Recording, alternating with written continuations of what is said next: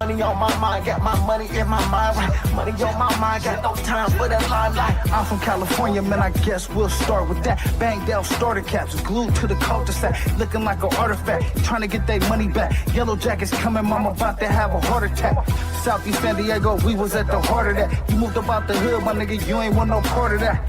Move to work and let the money drip the laundry mat.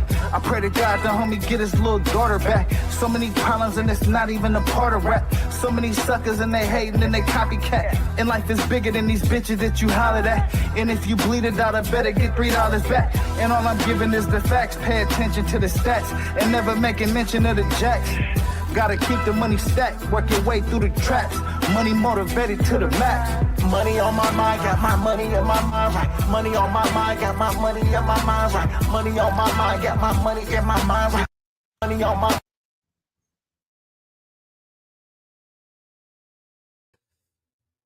Welcome to the remix with Cali Dre, man. Cali Dre is in the motherfucking building, man.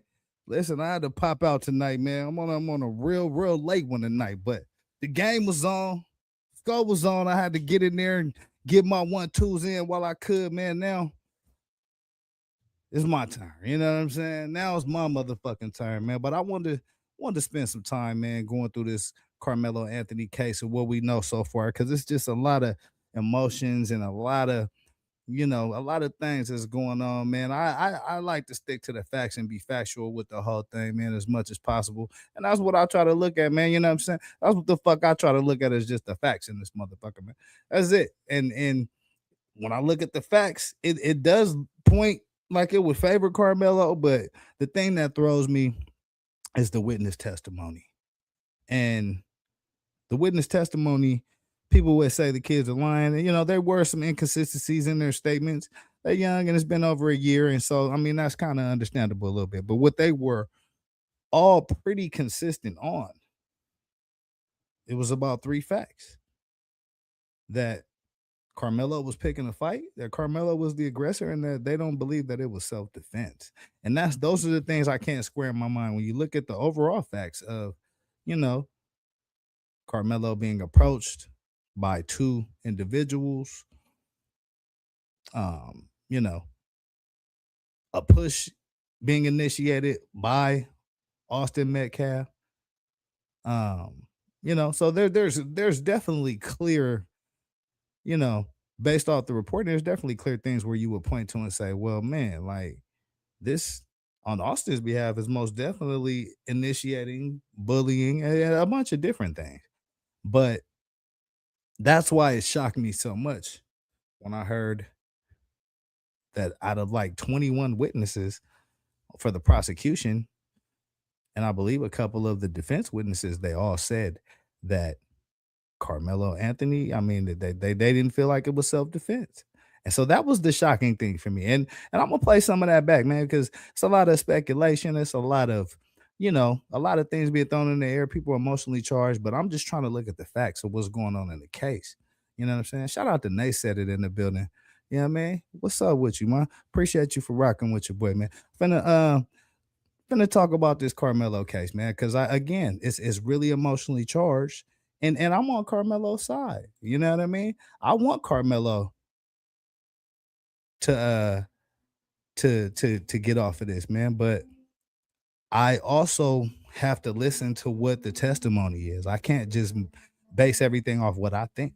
And so I think that's what a lot of people are doing, instead of just looking at what's being reported as testimony. Now, we're not in the courtroom. We haven't seen the video as a people, so we can't. There's a lot of stuff that, like, I'm trying not to cross no lines on that, but the reporting, a lot of it is consistent, man. And so I'm just gonna try to play some of this for y'all tonight, and I'm gonna kind of leave my commentary out tonight, man. But I just feel like it's important, to really highlight this. Like, trust me, if it was a clear, if I felt that the case was, how can I say it? Because I do kind of feel like he's getting real with it. But the thing, again, that stands out to me is just that all of the student witnesses said that they didn't feel like it was self-defense. I would have expected 1, 2, 3, 4 to say, nah, this was clear self-defense. You know what I mean? But the fact that none of them did, and then the guy that actually invited them over there fumbled the bag. it you know, I'm really torn by this case, man. But you know what I mean? Because the evidence looks one way, but when you look at the people who were on the scene who were closest to it, they're telling the story opposite of what you would expect based on the evidence. And so I just want to look at this, man. I want to again play what's going on in the court, man. I'm less concerned with what's going on outside the court, and I'm more concerned with what's going on inside the court because what's going on inside the court is what's going to determine Carmelo's life. So for me, what's going on inside the court is you know that's what I'm focused on. So I'm gonna play this right here, man. And again, this is you know CBS reporting, CBS Texas. They're inside the courtroom. Y'all let me know what y'all think about this reporting, right, man. Hit that like button, man. Subscribe to this motherfucking channel, man. This the remix with Cali Dre. Late show tonight. You know what I mean? But I just feel like, you know, I needed to get out here and just show the people what I'm looking at. And y'all let me know. I'm gonna show y'all what I'm looking at, and y'all let me know what it says tonight. I do all the fucking talking in this motherfucker all the time. So y'all let me know what the evidence is saying to y'all and what the testimony is saying to y'all, man. Let's get it, man.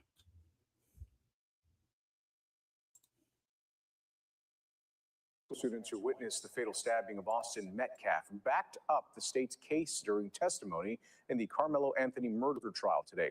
The students describe a tense scene inside the tent at a track meet, and they claim that Anthony's actions were not in self-defense. Okay, so this was from a couple of days ago. This was the testimony that was given. This was the testimony that the students gave, the reporting of the testimony that the students gave.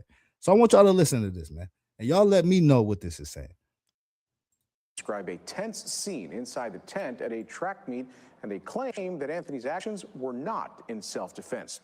Our JD Miles joins us live now from the Collin County Courthouse with the very latest on day 2 of testimony, JD.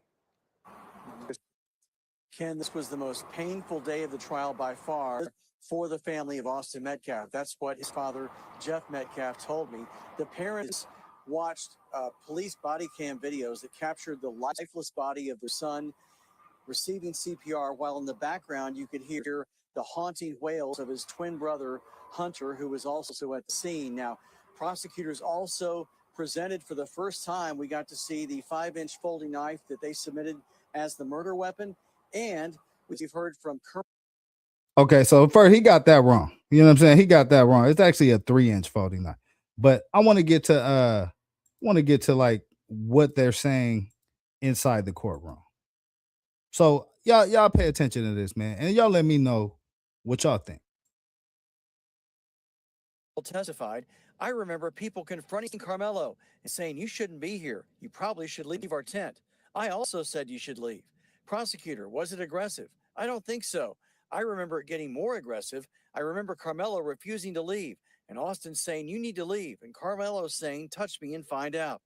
That student and others say the defendant was asked to leave as many as 15 times. Prosecutors asked him, "Did anyone try to gang up on him?" His answer, "No, sir." How long did this go on? Roughly 2 minutes. Was Karmelo angry? Yes, sir. Was Austin angry? Yes, sir.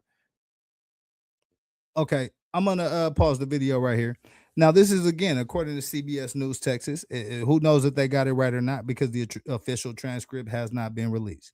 But according to CBS Texas, who you know was in the courtroom, the prosecutor asked, "Did anyone try to gang up on him?" The answer was no, sir. Again, I'll read it again for you guys because we've all heard a lot of different narratives. But I'm just going by what the witness testimony is by the people that are on the stand under oath facing perjury. Not any bloggers, not any, you know, just reporting from inside the courtroom. Prosecutor, did anyone try to gang up on him? No, sir. Roughly, how long did this go on? Roughly 2 minutes. Was Karmelo angry? Yeah. Was Austin angry? Yeah. Okay. So let's listen to a little bit more. Karmelo started refusing to leave. Prosecutors, who was provoking? Karmelo. Austin leans in to push him and Karmelo stabs him. Karmelo had his hands inside a backpack and we thought it was a bluff. He said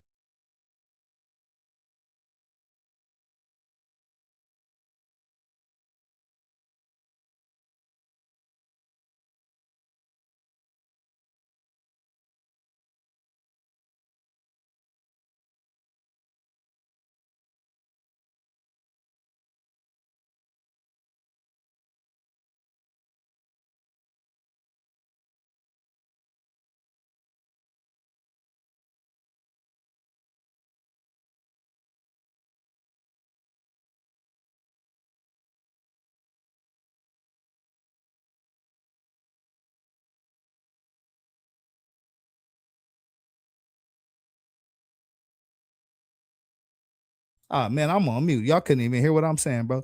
Ain't that a bitch? I was giving y'all the best motherfucking listen, the best breakdown in the world. Nigga. But nah, listen, I'm just going by what CBS is reporting from inside the courtroom. That's it. I'm not going by what's going on outside the courtroom. I'm not going by anybody's feelings.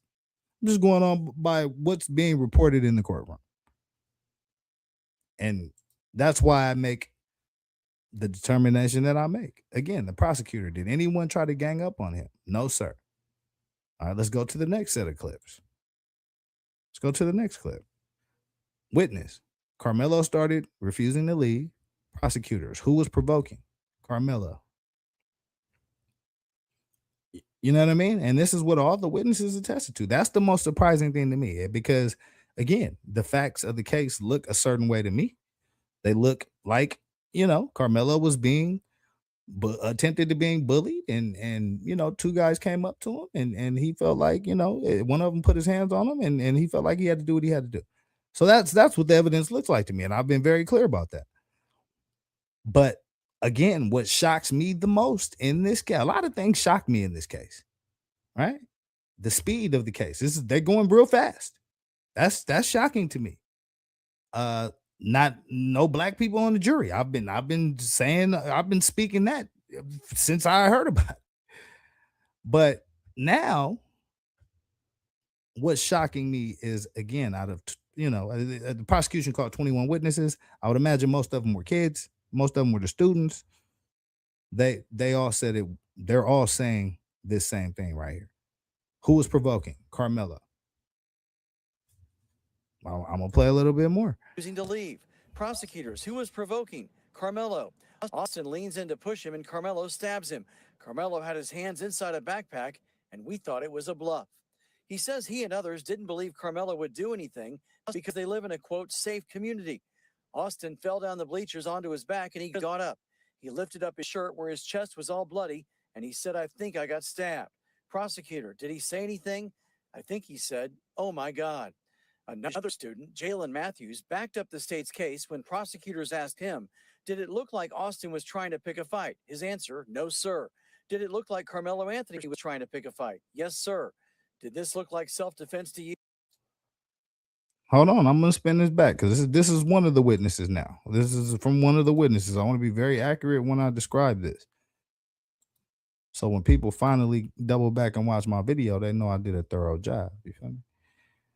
But this is what is coming out of the courtroom, according to CBS News Texas, man. His answer, no, sir. Did it look like Karmelo Anthony was trying to pick a fight? Yes, sir. Did this look like self-defense to you? No, sir.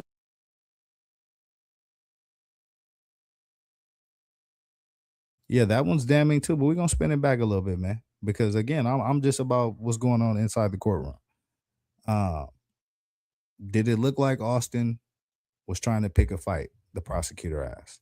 The witness says, no, sir. Now, this is just one of the witnesses. Prosecutor, did it look like Karmelo Anthony was trying to pick a fight? And the witness says, yes, sir. So again, that's just one witness, but this next one, they all of the student witnesses said, yes, sir. Did this look like self-defense to you? No, sir. Was Karmelo Anthony the aggressor? Witness, yes, sir.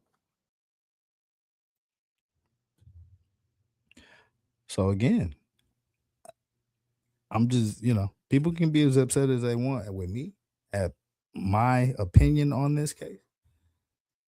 And it has, I'm not gonna say it's evolved, but I'm just pointing out the things that I see.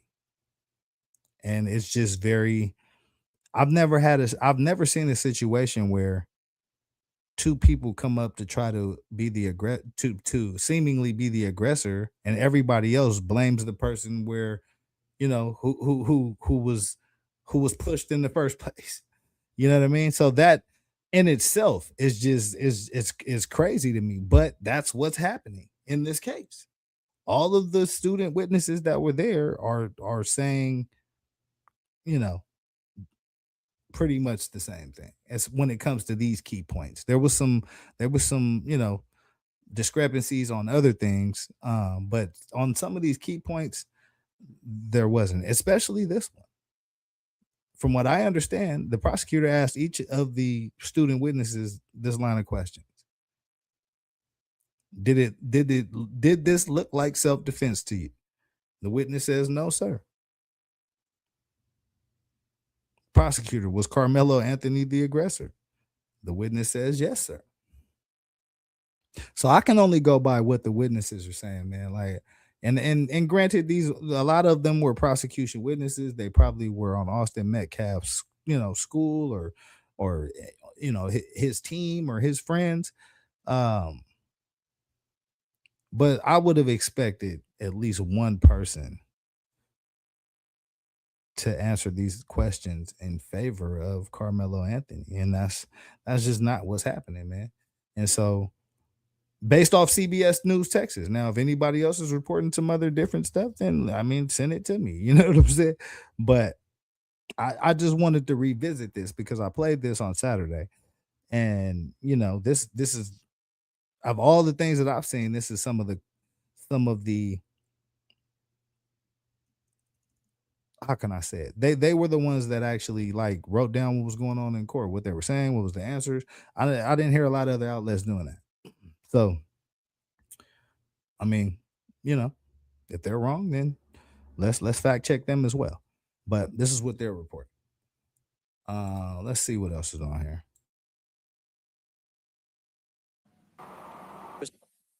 Now, there's been a lot of speculation for more than a year about what kind of role, if any, Austin's twin brother Hunter might have played in this confrontation. Both of those witnesses and others say Hunter was actually on the other side of the tent, scrolling on his phone, and did not become involved until after Austin was stabbed.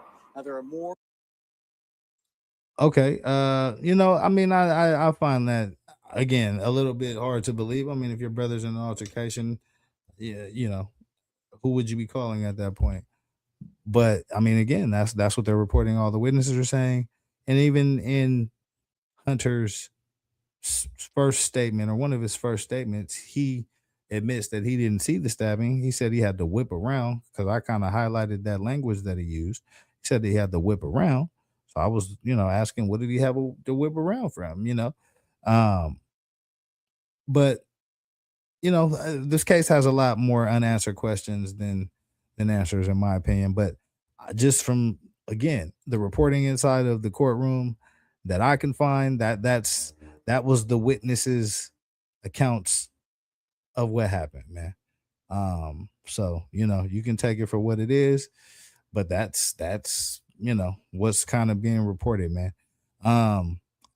So let's move a little bit forward and catch up with what was going on today. Letitia Davis, salute. Appreciate you for rocking with your boy, man. Yeah, I'm just kind of updating as much information as we can on this Karmelo Anthony case, man. Everybody's talking about it. So I want to definitely just give my thoughts on it as well, man, and catch up with as much information as we can, man. So let's take a look at another video real quick and see what this is all about. Hit that like button, man. Subscribe to the channel. Down day 3 for us. In the courtroom is former federal prosecutor Nima Rahmani. Thank you so much for joining us today. Thanks for having me, Alexandra. Big day today in that courtroom. Absolutely. And as I was just saying, the state rested its case after calling just 21 witnesses. That's short of the expected number of witnesses that people expected to be called in the courtroom. Nima, if you will, take us into the minds of the prosecution team. What goes into the decision to rest your case? So certainly in a case like this, you want to make sure that you have all or almost all of those percipient witnesses testify. A lot of them saw this interaction unfold, and some of them provided very helpful testimony for the prosecution. Now, we are seeing the defense start their case in chief, and they are putting on some of their own witnesses, and I would say that some of their best witnesses seem to be some of the first witnesses. But really, the facts here aren't necessarily that much in dispute. It's more of a question of, was this use of deadly force appropriate? And under Texas law, and in most states, deadly force in self-defense is only legally appropriate if the person using the force, in this case Karmelo Anthony, is at imminent risk of death or serious bodily injury. Okay, I'm gonna spin that back. I'm gonna spin that back because I think that's important what he just said. Let me spin that back real quick.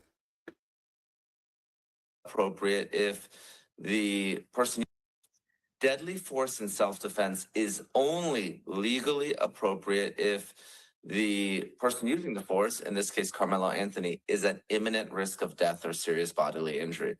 And that use of force has to be both reasonable and proportionate. So what you see the prosecution arguing here, Alexandra, is that it was Carmelo Anthony who was the aggressor. He's the one who went into the tent. He knew it was a rival tent. He was asked to leave and he chose not to do so.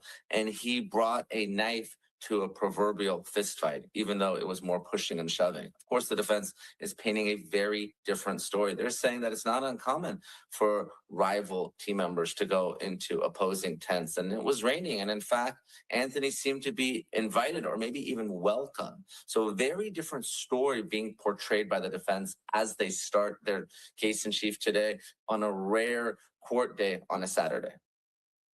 And of course, the defense moved. Okay, so that's kind of how that's a summary of what the prosecution did on Saturday. You know what I mean?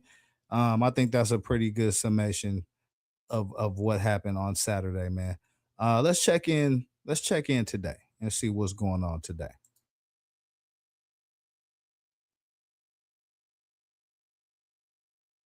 We are entering week 2 of the Frisco track meet stabbing trial. Carmelo Anthony is charged with the murder and the death of Austin Metcalf. Our Trevor Sohaki is live for us this morning outside the courthouse. And Trevor, the defense will continue making its case later today. Tell us more. Yes, it will, Carmen. And Anthony's defense here is that he was acting in self-defense. He's arguing that Metcalf provoked the altercation between the two of them. And the defense started presenting his case over the weekend by calling Anthony's track coach to the stand. He testified to Anthony's character, saying the teen was nominated by his teammates for captain. Prosecutors asked the track coach if an athlete should have a knife at a track meet, and the coach said no. Before that, prosecutors questioned 18-year-old Eddie. Okay, so the track coach testified that, he shouldn't have brought a knife to the track. So I'm just, you know what I mean? I'm just trying to point out kind of where the case is, who has said what, so we can have some clarity on what's going on. So let me spin that back real quick. Let me spin that back for y'all. Hit that like button, man. Subscribe to the channel. And started presenting his case over the weekend by calling Anthony's track coach to the stand. He testified to Anthony's character, saying the teen was nominated by his teammates for captain. Prosecutors asked the track coach if an athlete should have a knife at a track meet, and the coach said no. Before that, prosecutors questioned 18-year-old Eddie Parra, a teammate of Metcalf at Memorial High School, and the person who greeted Anthony at the Memorial tent. Parra told the court he and Anthony were acquaintances before the track meet, and in response, the defense showed pictures of the two together on multiple occasions, including at a track meet in March 2025, sitting together on a bench and talking. Court will pick up where it left off. Okay, so we're gonna dive a little bit more into that witness as well, because that witness has definitely drawn some attention as far as his testimony and the photos that were later revealed of him and Carmelo Anthony. And so yeah, let's take a look at this next video real quick, man. Which one did I want to look at again? Here, let's check this out real quick.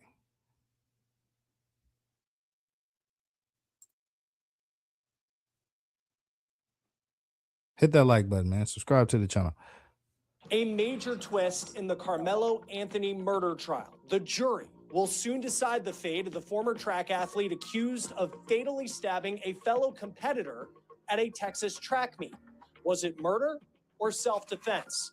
We're inside the courtroom with details on the defense's final witness and the unexpected moment that unfolded just before the defense rested its case.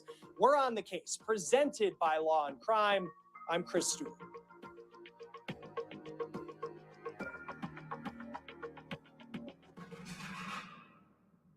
All right, hey guys, real quick before we get to the big developments in this OTC. All right, you got to stop buying generic Viagra if y'all over 40. Whoa. What the fuck? That nigga, give me my show back. Generic Viagra. Give me my motherfucking show back. That is not what we talking about in here.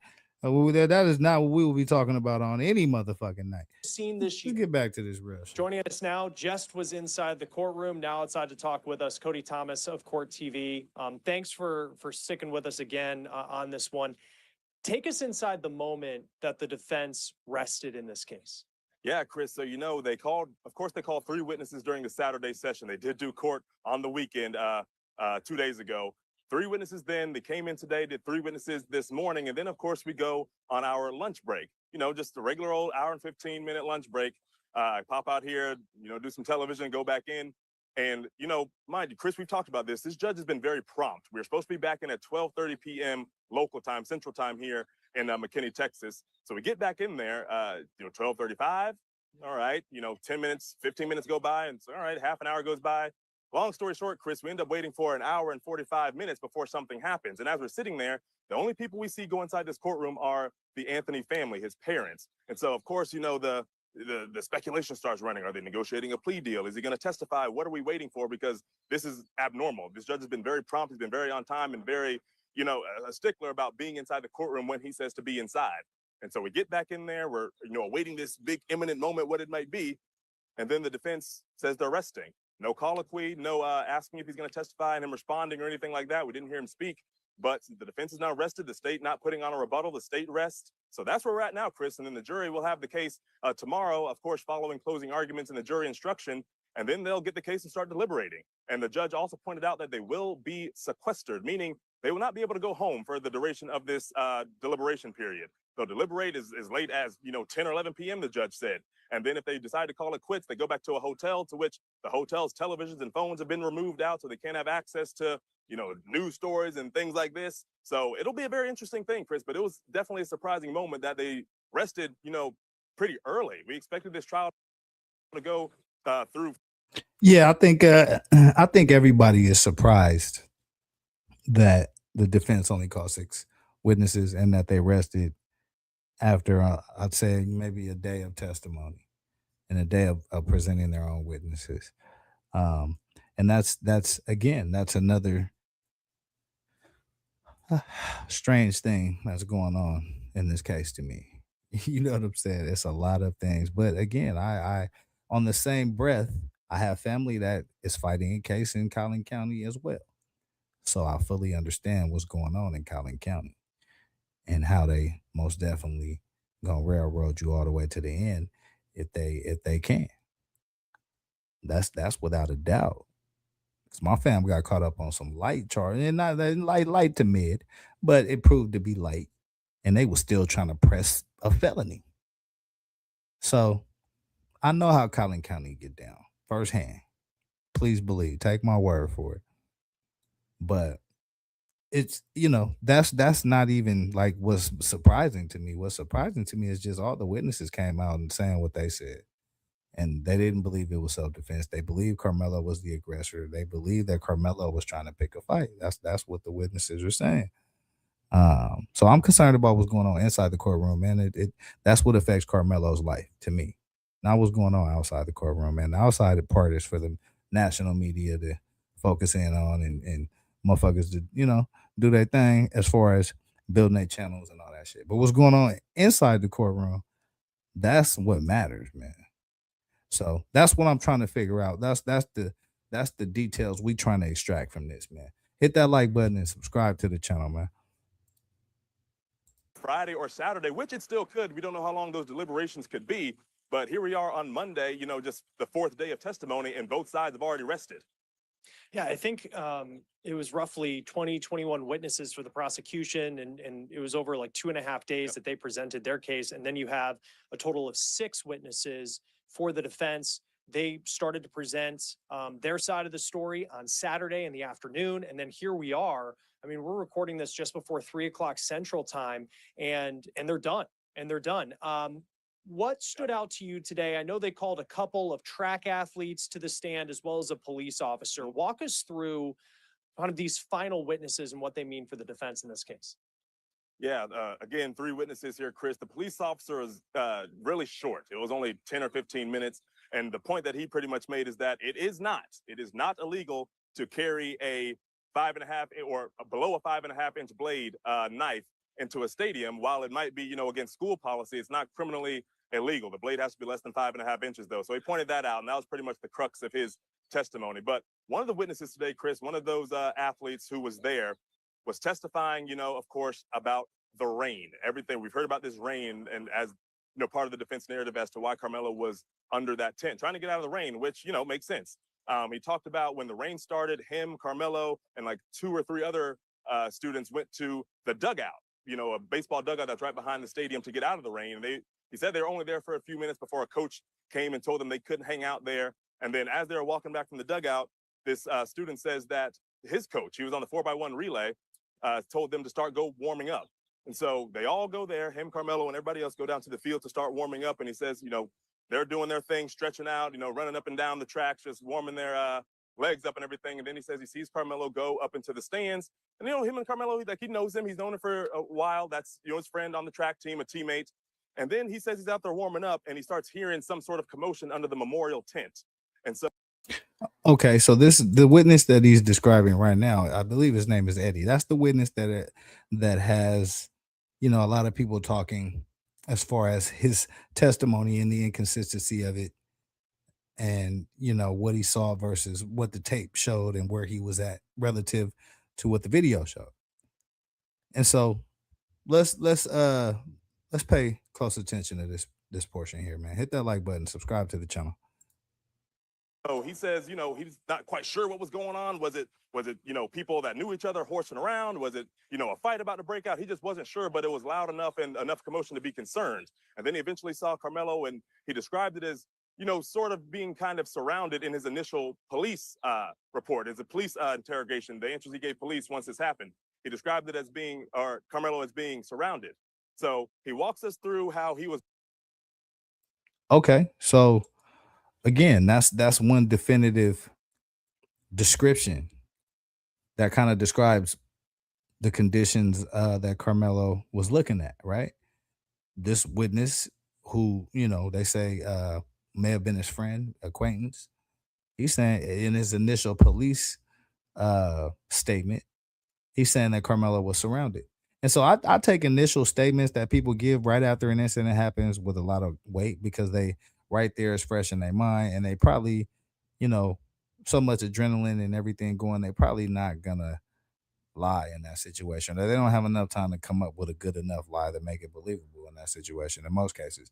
So, I take what a person say right on the scene as very important. You know what I mean? So this witness, I believe his name is Eddie, man. He was initially saying that Karmelo was surrounded.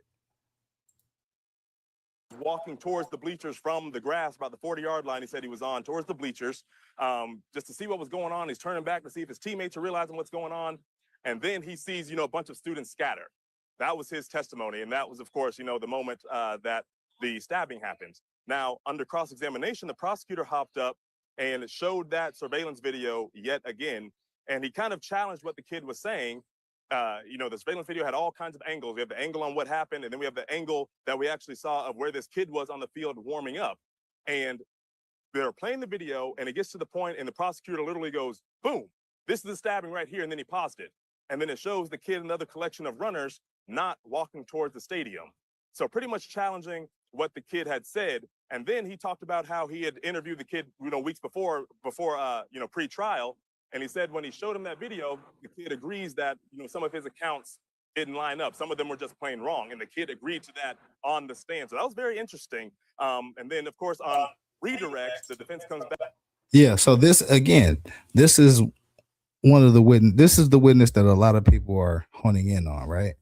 And so the prosecution challenged his statements with the video, which, wasn't a good look for the defense. But then the defense kind of rebounded. And let's take a look at that right here. Back and says, well, if I told you that, the timestamps of these 2 angles of the video didn't match up, you would have, no idea of that. And the kid obviously, agreed to that. He's like, I don't know about the timestamps, but that came up earlier in the trial because they said the syncs were off a few seconds. So that's something that the jury is going to have to weigh here, Chris. But, that was the most powerful moment to me today, as far as this student testifying his account, the prosecutor, challenging that account, but then the defense coming back and being like, well, this might be a couple of seconds off anyway. Right. And that's kind of something that I pointed out on the show tonight, because I noticed that. And so yeah, that I don't know if you can consider that whole line of testimony a win for Carmelo. That's I'm trying to find wins for Carmelo. You know what I'm saying? And again, just based off what's being reported. But that line of questioning, a lot of people are pointing to as a win for Carmelo. And I just don't see it. Like I don't see it. I think he was challenged. He admitted that he didn't his account wasn't accurate. But I think the prosecution, I mean the defense rebounded by challenging, the validity of the video and the sync and the lapse and all that. You know what I'm saying? So I still don't consider that a strong win for Carmelo. Even other people might. I don't.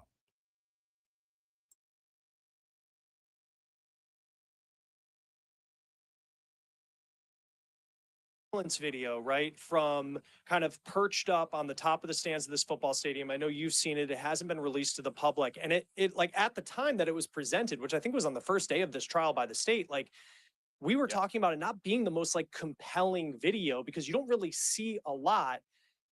But here we are so many days later. And that is something that for someone who could be a very important witness to the defense, prosecutors were able to pull that video up once again that the jury's already familiar with and actually point this witness out and say, and they're arguing that he actually maybe didn't see things the way that he thought he did. Absolutely. And to your point, Chris, yeah, I mean, I'm looking at the video. It looks very, grainy like a gas station video because it's very wide angle. And when you zoom in, you're going to lose quality. You can kind of make out what's going on, but it still is not the best quality video to be presenting. But at the same time, there are identifiable characters that the prosecution has made very known that they have talked about this weeks before this trial. So they've walked through, this student understood, and not only this student, but other students as well, have walked through the key players. And then we have forensic video analyst on the first day that, had the different characters spotlighted in the video. So they made sense of what was really going on. But yeah, you would imagine, Chris, it seems like the prosecution had a better relationship with one of the defense's witnesses. So it's a very interesting. Yeah. Yeah. I mean, again, don't be mad at Kelly Dre, man. I'm just reporting what the reporters are reporting. You feel me? But let me spin that back. You know what I'm saying? I think that's a very, very interesting commentary right there, man. Let me spin that back for y'all. Very wide angle, and when you zoom in, you're going to lose quality. You can kind of make out what's going on, but it still is not the best quality video to be presenting. But at the same time, there are identifiable characters that the prosecution has made very known that they have talked about this weeks before this trial. So they've walked through, this student understood, and not only this student, but other students as well, have walked through the key players. And then we have forensic video analyst on the first day that, had the different characters spotlighted in the video. So they made sense of what was really going on. But yeah, you would imagine, Chris, it seems like the prosecution had a better relationship with one of the defense's witnesses. So it's a very interesting. Shout out to First Lady Mimi in the building, man. Salute to you, man. Appreciate you for rocking with your boy, man. Listen, we deep inside the courtroom today. I think, you know what I'm saying, we just spent a whole bunch of time on what's going on outside the motherfucking courtroom.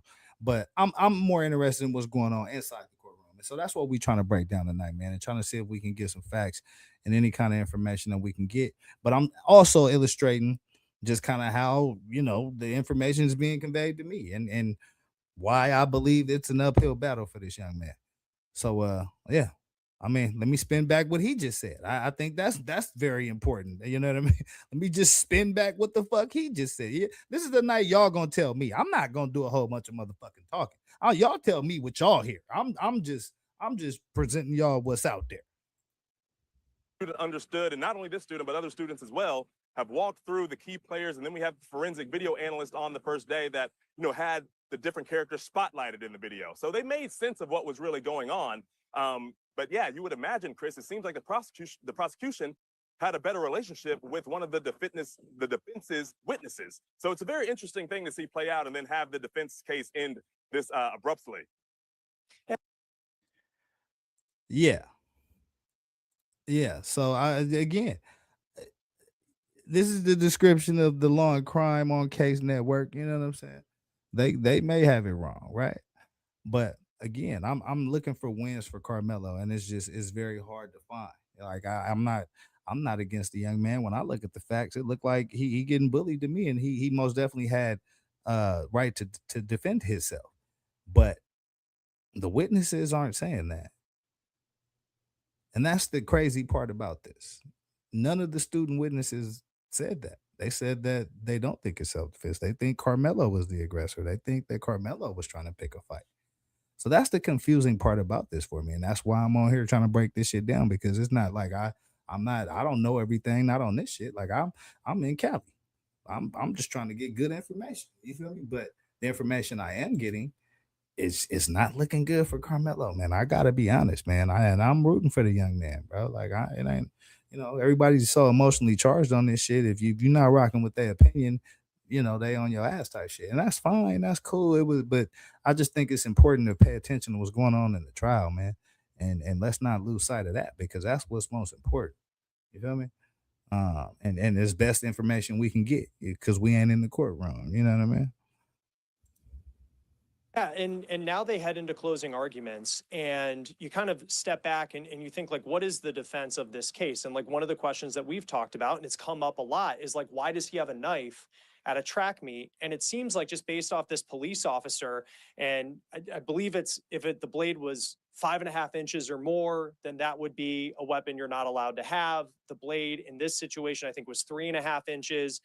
And it seems like, just from this testimony, that the argument about, it's not necessarily like, oh, well, he had a blade at a track meet, and most people have said that they don't think that a blade should be at a track meet. It's more a question of, well, it's not really illegal to have it in his bag. Yeah, that's the ultimate question. But the thing about it, Chris, and we talked about this previously, it was never addressed as to why it was there. I mean, they could have thrown out, maybe he liked to camp. Maybe he had a job outside of work to where, he lawfully had a knife on him. They did not even address that, which I thought was a major loss for the defense. Tell us why this knife was there. We know he used it. We know he made a terrible mistake and it ended in this horrible tragedy. But I felt like addressing why the knife was even there would have been, beneficial to them. But they, of course, missed that opportunity here. Yeah, I think that's a very important point as well, man. I think, um, again, I think the defensive strategy was to just address, the legality part of everything that was a legality, right? They had someone come up, the police officer come up, say, "Hey, the knife was legal. He shouldn't have brought it on school grounds, but it wasn't illegal." I think that they tried to establish that he had a friend there under the tent, right? So I think they just tried to establish the bare minimum of legality in this case, and I think that he makes a great point of providing an explanation of why Carmelo had the knife in the first place, because I think that's a in the mainstream media, that's one of the main questions that I'm hearing from a lot of the non-Carmelo supporters. And so I think an answer to that question would probably, could go a long way. I know it's not a guarantee, but it could go a long way, man. First Lady Mimi said, "Yeah, that's why I kind of can't say too much on what I know, because I didn't see testimony myself. I can only state facts according to Texas laws." Yeah, I think that's a large problem with this case. We're getting information, but the problem is we're getting information from a lot of different sources. And so sometimes, I did this exercise when I was in elementary school, man. We lined up like 20 kids, and the teacher would go on one end and she would whisper like a word in the ear of one of the kids, and she'd say, "Whisper that word to the next kid," and the next kid, and the next kid. And by the time it got to the goddamn end of the whole shit, it was like a whole sentence that didn't nobody even fucking say. She said apple, and by the end it was, "Can I go to the bathroom?" Like, you know what I'm saying? So at the I just, you know what I mean? The telephone game, yeah, you know what I'm talking about. You know what I'm saying? So that's kind of what I feel like we doing with this shit a lot. It's just playing the telephone game, man. Having to find reporters that's been in there because we can't be in there. Having to find reporters describe the video because we can't see the video. And so that just there's a natural uh mix up of information, for lack of a better way to put it. Like, the shit's gonna get fucked up in translation. You know what I mean? So, um, yeah, most deaf. Great minds think alike. You know what I'm saying? Yeah, so let's tap in with a little more of this because I'm just about the facts, man. I'm rooting for Carmelo in my emotional personal state, but the, I can't control witness testimony. I can't control what's coming out in court, and what's coming out in court looks unfavorable in my opinion. That's just what it is, man. And all that officer did was pretty much say it's not criminal to have a knife that's under 5.5 inches. So again, he was only on the stand for a few minutes, Chris. I don't know how much that impacted the jury, how they're going to take that into deliberations, but here we are. They're going to have that case tomorrow. I know we talked early on in the state's case, and there was some very emotional testimony, it seems, when the state was presenting their case. I mean, to just think of the body cam video that was shown, the 911 calls that were made. I know you were sitting behind Austin Metcalf's family, his father, but you also saw some emotion on the jury early on in this trial. How did it seem the jury was doing today? And really even since Saturday when we talked, when you think about just how the defense presented their case, like what type of impact did it appear? And I know it can be subjective when we talk about body language and what's actually going on in someone's mind, Right. but what did it appear that the jury, how they were taking in the defense's case?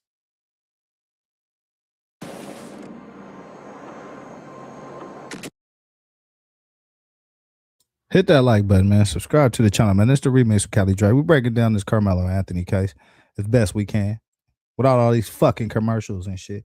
Let's get it, man. Much, visible emotion from the jury since when we talked previously when they were, seeing. I ain't monetized yet, so these commercials ain't paying me. So they can go to hell with this shit. Just throwing that out there. Hit that like button. Hit that cash app too, man. Hit the chime. You know what I mean? Make some noise around this motherfucker, man.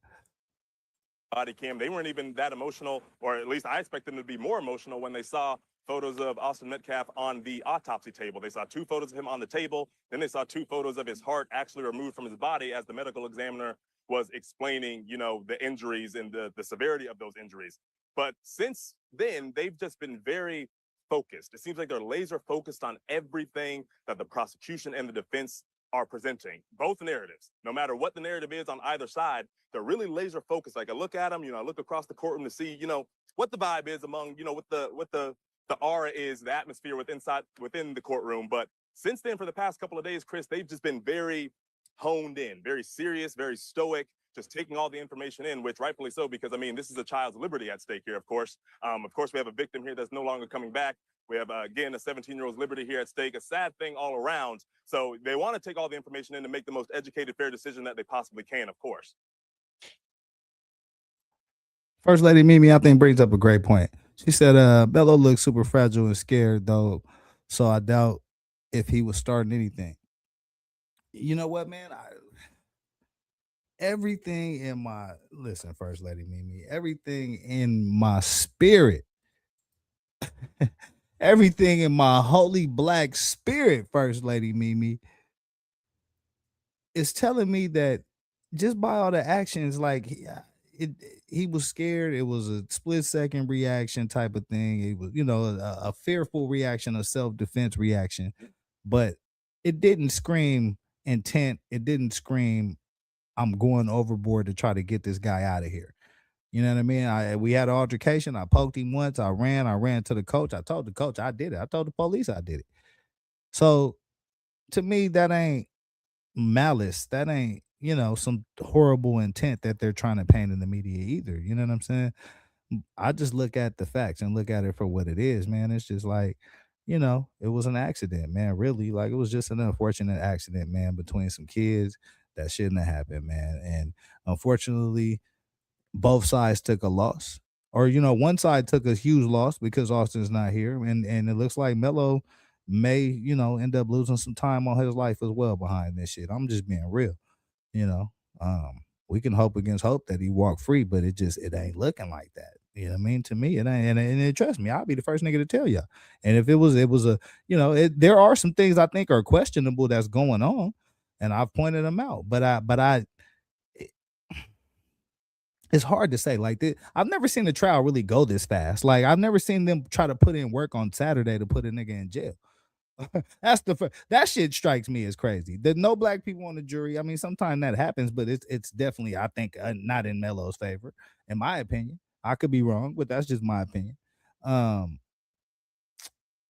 The prosecution calling 21 plus witnesses, the defense only calling 5 or 6 witnesses. That to me again is very the speed with which the defense rested its case. They rested their case in like a day. I've never seen this. You know what I mean? And I watch court. I've seen different trials, mob bosses, and all kind of other different shit. I mean, we all kind of, watch some kind of trial, the Diddy trial, or whatever the fuck. Like, you know what I mean? But I've just never seen the trial go this fast. You know what I mean? And so I got a lot of questions and a lot of things that I just are, don't really make sense. But on top of all that, the witnesses are saying opposite of what I thought they would be saying, right? Um, so just I don't know, man. I don't know. Y'all let me know. Like I said, I wasn't even gonna talk too much in this shit, man. But y'all let me know, man. Like it's some Twilight Zone shit, man. Like it looked one way, but the people on the scene is saying nah, it was another way. So I don't know, man.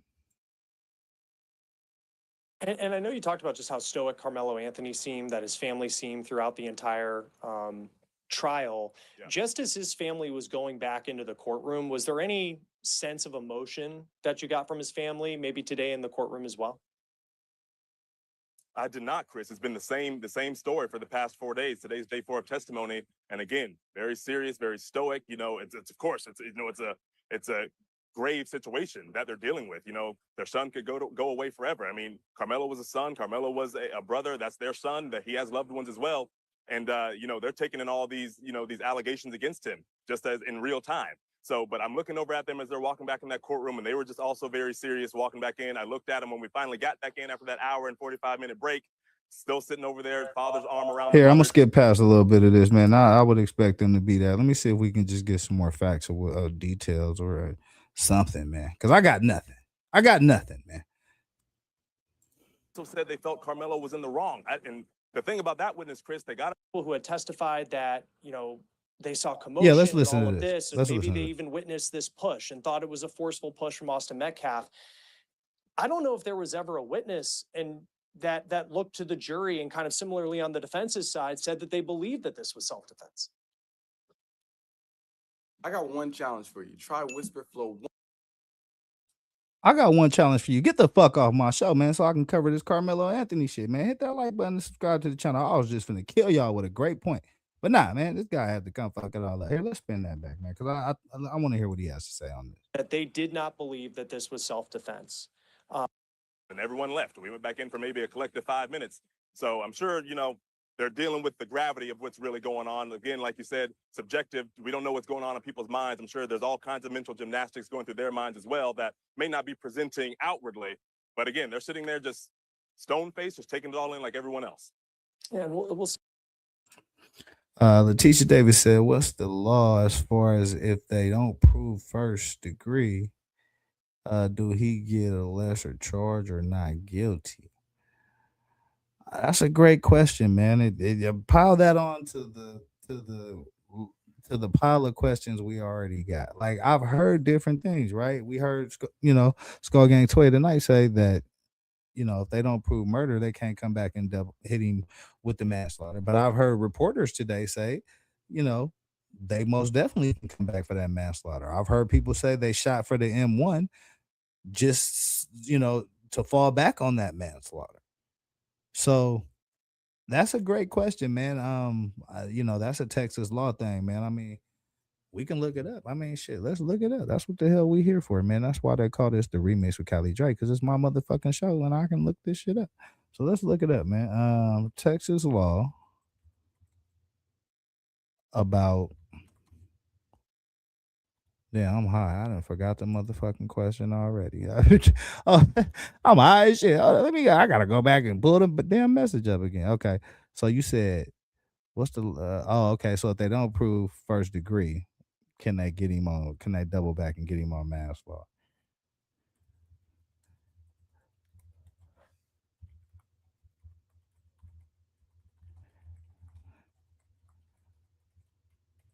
All right, let's see what the computer got to say about this shit. You know what? I don't even. You know what? Damn, put me straight to Google, bro. I hate this Bing shit.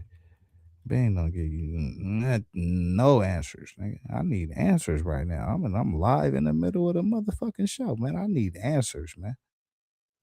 I need answers, man. They playing games and shit. I need motherfucking answers, man. And I ain't getting no answers right now. That's the fucking problem. That's my problem with this whole damn case. It's just I got more questions than I got answers, man. And that shit ain't never good. You feel me? that shit don't work. That shit don't work for me, my nigga. Let me see what this AI shit talking about, man.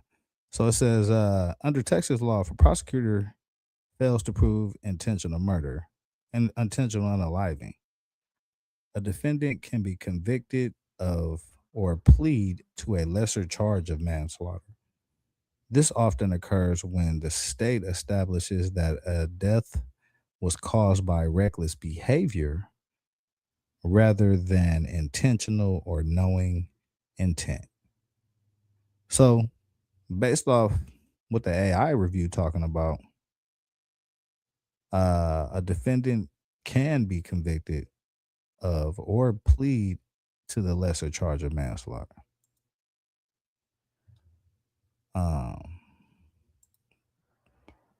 So yeah, I think we got that. I think we hit a home run on that.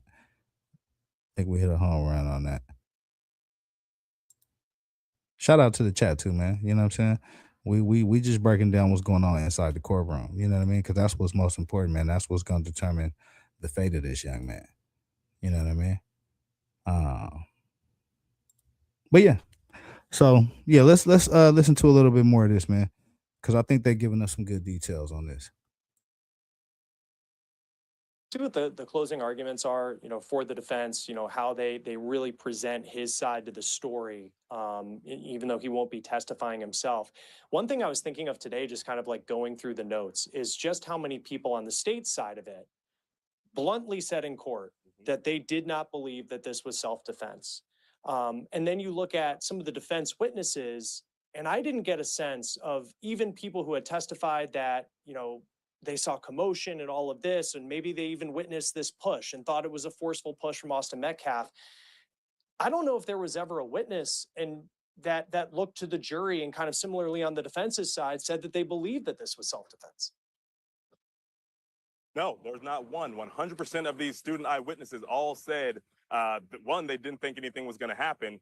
Two, all of them said the prosecutions, and actually, oddly enough, Chris, one of the witnesses on Saturday, one of the defense's witnesses, also said they felt Karmelo was in the wrong. And the thing about that witness, Chris, they got up there, they put him on the stand. And Hold up. I mean, shit, let's spin that back because I think this was just a very important line of questioning. Now, we don't know if this is true or false. This is law and crime reporting based off what they heard in the courtroom. So we're going to throw that out there just to be fair to everybody. But this is what the hell they reporting, man. And I didn't get a sense of even people who had testified that, they saw commotion and all of this, and maybe they even witnessed this push and thought it was a forceful push from Austin Metcalf. I don't know if there was ever a witness and that looked to the jury and kind of similarly on the defense's side said that they believed that this was self-defense. No, there's not one. 100% of these student eyewitnesses all said, one, they didn't think anything was going to happen. Two, all of them said the prosecutions, and actually, oddly enough, Chris, one of the witnesses on Saturday, one of the defense's witnesses, also said they felt Karmelo was in the wrong. And the thing about that witness, Chris, they got up there, they put him on the stand, and the defense attorney said, we haven't talked before. We only talked for 2 minutes outside here in this hallway before you got on.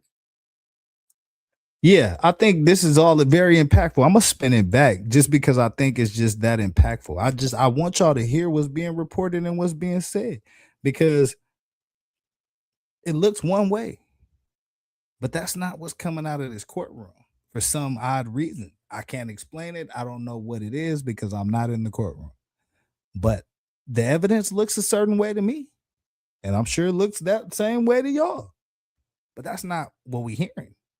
That's not what I'm hearing from the prosecution's witnesses, which I would expect. But even the defense witnesses are not strongly in support of Melo, like from my opinion. You know what I'm saying? So y'all let me know what y'all think. Got back in after that hour and 45-minute break, still sitting over there, father's arm around the mother, just, taking. Justifying himself. One thing I was thinking of today, just kind of like going through the notes, is just how many people on the state side of it bluntly said in court that they did not believe that this was self-defense. And then you look at some of the defense witnesses, and I didn't get a sense of even people who had testified that, they saw commotion and all of this, and maybe they even witnessed this push and thought it was a forceful push from Austin Metcalf. I don't know if there was ever a witness and that looked to the jury and kind of similarly on the defense's side said that they believed that this was self-defense. No, there's not one. 100% of these student eyewitnesses all said, one, they didn't think anything was going to happen. Two, all of them said the prosecutions, and actually, oddly enough, Chris, one of the witnesses on Saturday, one of the defense's witnesses, also said they felt Karmelo was in the wrong. And the thing about that witness, Chris, they got up there, they put him on the stand, and the defense attorney said, we haven't talked before. We only talked for 2 minutes outside here in this hallway before you got on. And that was interesting to me because, there's a lot of that goes into witness preparation,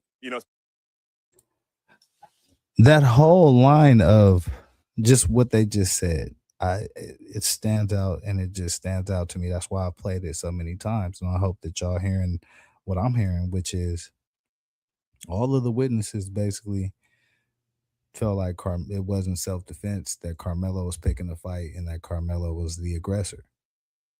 And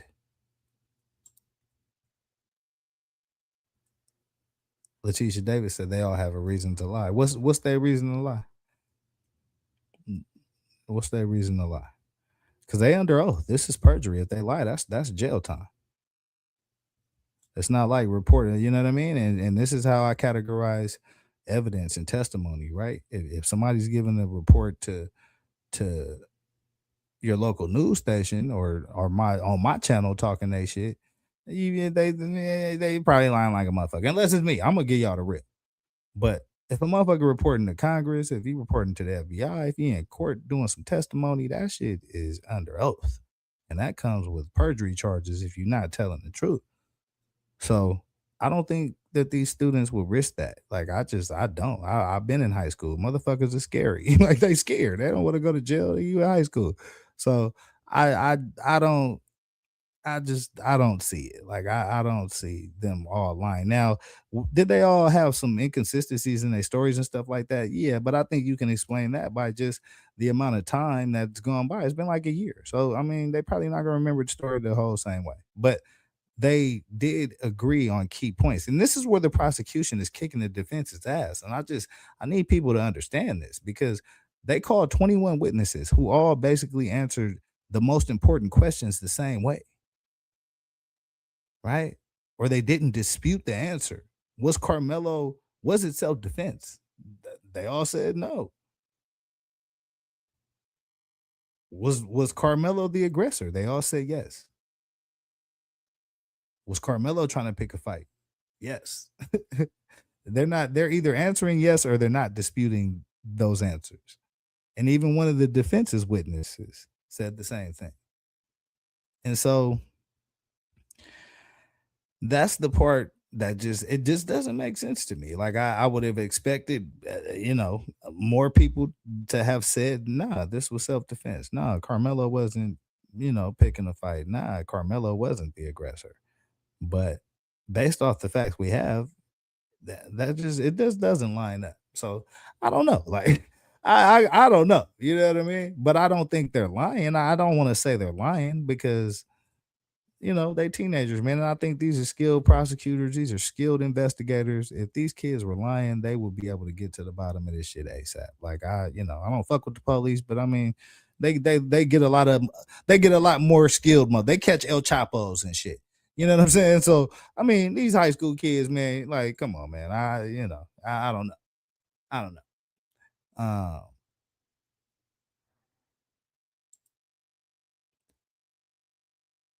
They ignore perjury here. I'm telling you, the cops will get up there and lie in this state They all because I mean the police officers is different though. Like police, they gonna blue gonna protect blue. So at the end of the day, they all working with the blue. So at some level, they yeah, of course they gonna have some protection, even if they do go afoul of the law.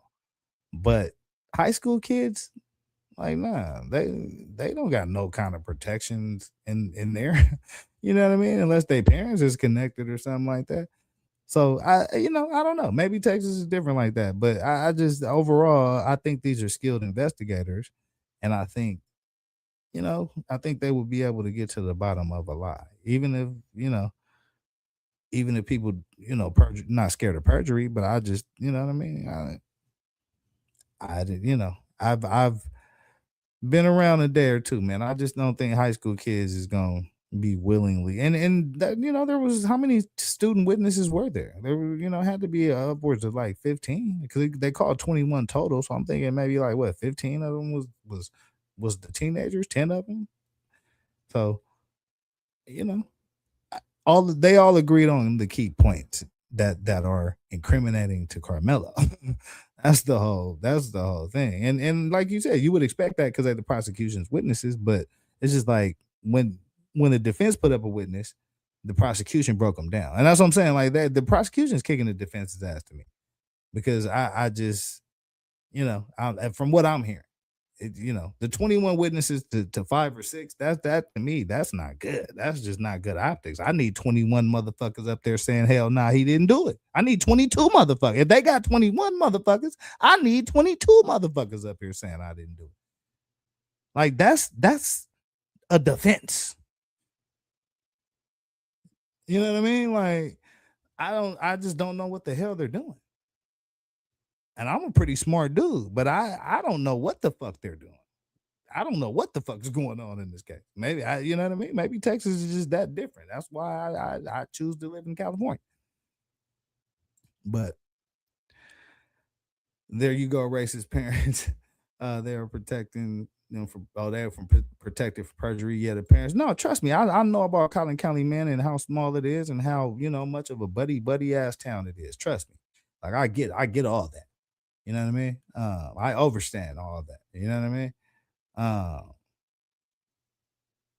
but it's the same thing I feel like with these athletes and entertainers when they get caught up on some shit, right?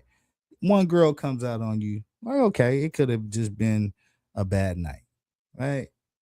Two girls well, okay, three girls, man, okay, nigga, you need some counseling. Like you need to, you know, if 10 girls come out on you, 20 girls come out on you, 15 girls come out on you. Like nigga, that's kind of who you are. Like nigga, you know what I mean? It's you at this point. Like, I just so that's just how I look at shit. You know what I mean? And in this situation, I understand that these are all the prosecution's witnesses. You have to take that into account. But there hasn't been 21 or 22 people saying that Carmelo didn't do it. They call 6 witnesses. One or two of them was students. Like only a couple of them were students. So I just don't understand what the hell the defense is doing. You know what I mean? I'm searching for wins for Melo. I'm trying to find them, but everything look. Not I'm gonna show y'all. Let me know what y'all hearing. You know what I mean? Big Skull in the building, man. What's up with you, fam? Oh, yeah, man. We just continuing this mellow discussion. You know what I mean? We trying to find any nugget of facts we can find in this motherfucker, man. But it's just not looking good. Like everything I'm hearing and seeing, it's not looking good for Mello. Here, let me spin it back. Big Skull in here. You let me know what you think about this commentary right here, Big Skull. Let me know what's going on, man. Hit that like button, subscribe to the channel, man. Of course, rested, and then everyone left. We went back in for maybe a collective 5 minutes.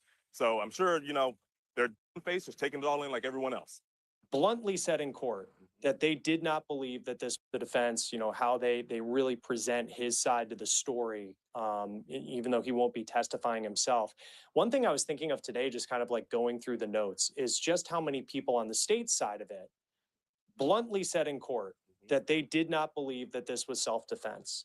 And then you look at some of the defense witnesses, And I didn't get a sense of even people who had testified that, they saw commotion and all of this, and maybe they even witnessed this push and thought it was a forceful push from Austin Metcalf.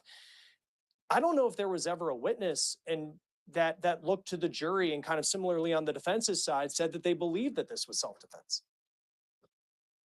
No, there's not one. 100% of these student eyewitnesses all said, one, they didn't think anything was going to happen.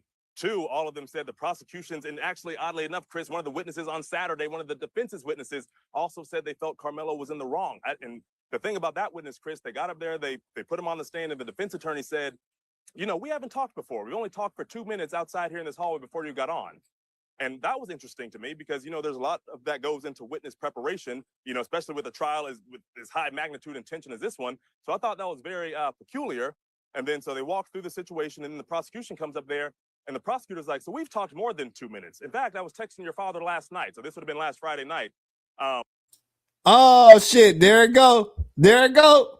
Who said it? One of y'all said it earlier. I was texting your father last night. Oh, shit. I think the fix is in this motherfucker, man. That's the defense witness he's talking to. The defense attorney said, I have only talked to you for 2 minutes. I haven't really talked to you before he put him on the stand. And the prosecution sees the same guy and say, yeah, man, I've been talking to you. I talked to your daddy. Me and your daddy been out here doing some things. Yeah, Letitia Davis. Shout out to Letitia Davis, man. She was on it. Hey, you know what's going on in Texas. I'm in California. That's why I got y'all in here. I'm in California, baby. I'm trying to, you know what I mean? I got my ear to the streets, but I mean, shit. You know what I'm saying? That's why I got y'all. You know what I mean? So yeah, listen. It just doesn't. I'm looking for something that looks good for Melo, and it just doesn't. It just doesn't, man. Yeah. I mean, yeah. So it was odd to me that it seemed as if the prosecution had a better relationship with one of the defense's witnesses. And then that witness, defense's witness, again, said that he still believed that Karmelo was in the wrong. This is in Saturday's testimony. So I haven't heard any testimony from any of these students there so far that, spoke in favor of Karmelo, which is, I expected going into this that, maybe half and half, maybe 5 or 6 would say, yeah, Karmelo was being an instigator. And then another couple would say, Austin was being an instigator, which there have been some that said both of them, frustrations were rising. We know how young boys get with the hormones and competitive sports and all that. Yeah, that's the same shit I said. I would have expected it to be, 50-50,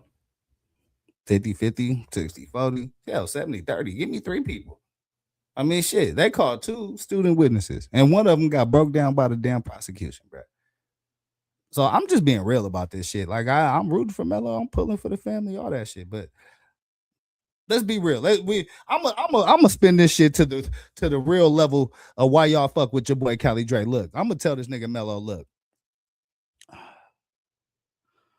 Y'all got 600 bands, nigga. Y'all got 600 bands from the GoFundMe. At the end of the day, it all worked out anyway, nigga. Do whatever time you got to do and step out that bitch 600,000-700,000 richer, nigga. That's where I'm at with this whole shit. That's where I'm at with this whole shit. Hey, y'all screaming free Melo. Shit, Melo already financially free. He got 700 bands sitting in there. So at the end of the day, I mean, that's what I would be telling the young man. Keep your head low, do your 2 to 5, and get your ass out of here. And we gonna start a couple businesses and boss up on these motherfuckers. You don't even need that scholarship no more. Don't even worry about it. Don't even worry. First Lady Mimi, come on, bro. If I'm lying, I'm flying. You know what I'm saying? If I'm lying, I'm motherfucking flying, man. You know what I mean? Because it ain't looking good, man. It's just not looking good. The facts, when you look at, it's like on paper, like y'all, we all rock sports. You know what I'm saying? Basketball, baseball, football, whatever. On paper, oh yeah, we finna kill him. This our year. We hear skulls every year. This nigga talking about the Cowboys going to the goddamn Super Bowl. We all know the Cowboys ain't going to no goddamn Super Bowl. But maybe on paper, you hyped up in the preseason. But when that regular season comes, when that regular season comes, and you really got to play the motherfucking games, it looked different. You know what I'm saying? And that's just how this shit looked to me, bro. It's just like on paper, like, yeah, it looked like, damn, he got pushed, he got approached, he got bullied. They threw the first shot. He responded. He didn't, he ran to his coach and told he didn't flee the scene or nothing like that. Yeah.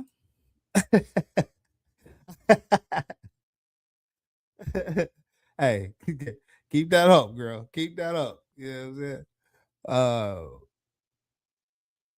But yeah, man. So yeah, this is one of the strangest cases that I've looked at.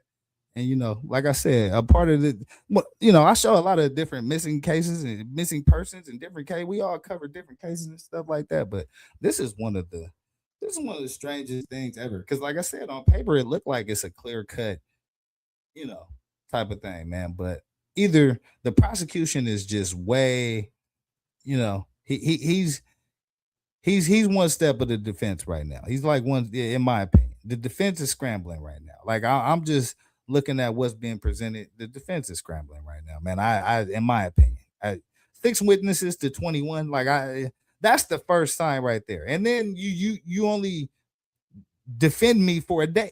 This is a damn murder trial. You gonna defend me for a motherfucking day? I'll slap the shit out of my attorney, bro. Oh God, right there in the middle of court, I'll have another motherfucking charge for slapping the shit out this bitch ass nigga for defending me for one day in a murder charge. So, I mean, I need a strong 3 weeks. You better get your ass up there and tap dance for 2 or 3 weeks for my with my life on the line. I need exhibits. I need pictures. I need nigga calling old grandmas, nigga calling old people that was on the scene, nigga, the gardener, the mailman, nigga, the nigga, all the niggas at T-Mobile, get all them niggas up there that know about that cell phone tower. Like, nigga, you know what I'm saying? I need a good 2 or 3 week demonstration for my defense, my nigga. Like, that's just me. Like, I don't know how y'all feel about it, but I need a good 2 or 3 week demonstration up there, tap dancing and moonwalking for my freedom, bro. You know what I mean? The lunch lady, the bus driver, nigga, call everybody. My old high school principal, you know what I'm saying? The deacon at the church, nigga, nigga. I'm calling everybody. You got me for nigga my life. A nigga M. Nigga, we calling everybody. Oh, co-workers and shit. Nigga, motherfuckers at the EBT line. Anybody who cares. The bitch at the Social Security office. I'm calling everybody, bro. Like my life on the line, man. So that's why I don't understand a 1 day defense. It's just there's a lot of things I can't explain, man. And I think everybody's kind of caught off guard with this. If you know anything about court and court proceedings and law, and not even having to, if you watched any kind of court TV or court shows, trials don't go this damn fast. So I don't know. Yeah, they call the doctor that slapped you, that slapped you on the ass when you had birth. Yeah, go find his ass. Listen, my life is on the line. You gonna give me a 1 day defense? My motherfucking life is on the line. And you gonna give me a 1 day defense, bro. I can't. It don't make sense. It don't add up, man. It don't add up. Not to me. Maybe it do to y'all. But not to me. Damn, I'm gonna fuck my mic up. There we go. Yeah. Maybe it do to y'all, but not to me, man. It don't make no sense.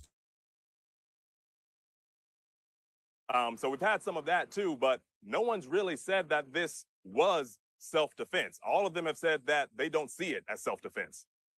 And I wonder too, because there was this, the tent culture. I mean, we've learned over the last 4 days a lot about how track meets work in Texas. And, the defense has people who say, like, it's okay to go under a tent. And then you have the prosecution, which said, at track meets, it's really uncommon for an athlete to go under another team's tent. And then you have, it seems like there was a variety of answers when it comes to how strong the push was from Austin Metcalf. But then it feels like we get to that point where this stabbing took place, and it didn't seem like for the defense either. that we really had a witness that was able to look and exactly see what happened kind of within that moment. That may be what matters more than anything else in this entire trial. Yeah, and the thing about it, Chris, that moment, all of the witnesses said it happened so fast. They saw, scuffles going on, but they took it as, nothing's not going to happen. If anything, Austin will push him and he'll push him back. And then before they knew it, they didn't know somebody was stabbed until Austin lifted up his shirt and they described it as a hole in his chest. So, I mean, they might not have seen the moment. It seems like the way they describe it was in the blink of an eye. But all of them have described it as, something was going on, emotions were running high, but, they said they weren't really scared. They've seen, boys talk trash to each other before. They've seen this kind of, competitive nature come out. And then all of a sudden, this horrendous act happens that takes the life of Austin Metcalf. So, and it happened just like that. It's by the way they testified. So maybe they just didn't see it, Chris. But, there's nothing there that, again, from witness testimony that pointed toward that this was actually self-defense based on their accounts.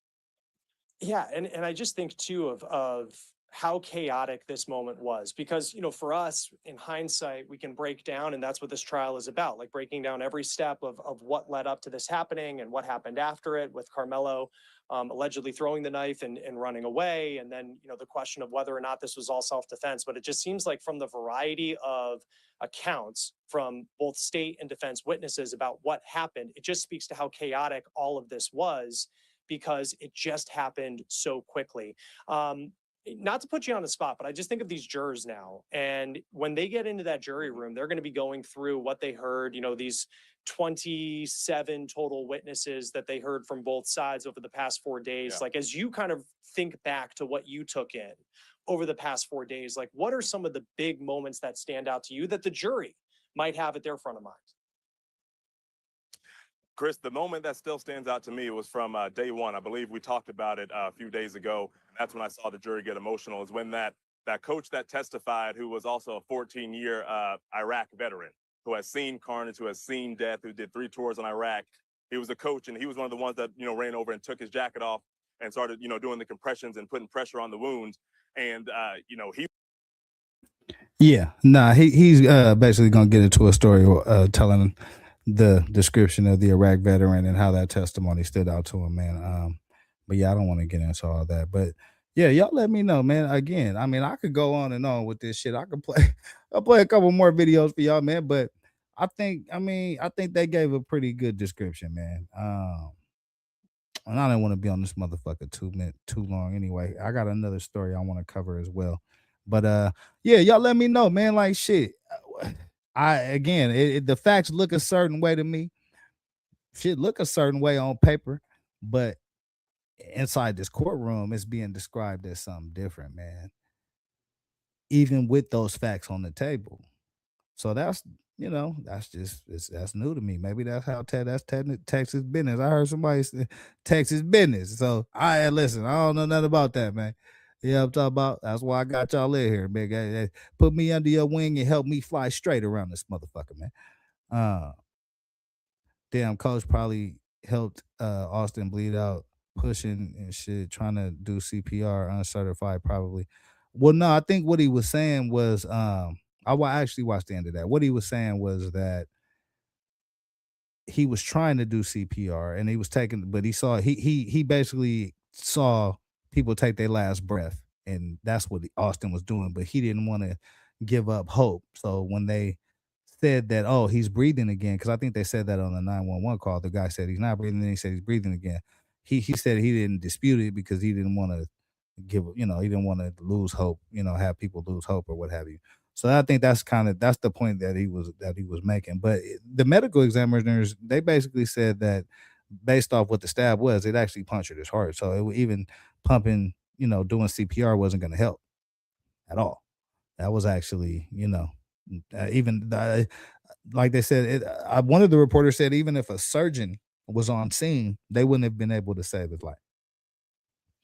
So that's kind of the extent of his injury, man. But yeah, it's a sad story, man. Prayers out to Austin's family, and prayers to Melo's family, and prayers to Melo. Hopefully, them finding him guilty of the M1 is gonna be hard. They're gonna be hard.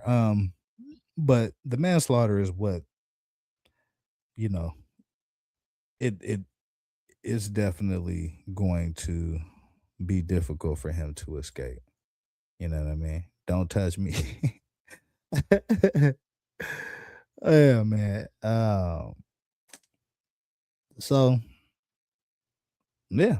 I mean, I think they gave a I had another video I was gonna look at, man, but I think they did a good job of breaking that down, man. So we'll see what happens tomorrow, man. I mean, this trial moving so damn fast. Uh, it's most definitely gonna be some more shit to break down tomorrow. So I'm gonna jump, man. I wanna take a look at this other story, man, before I get out of here.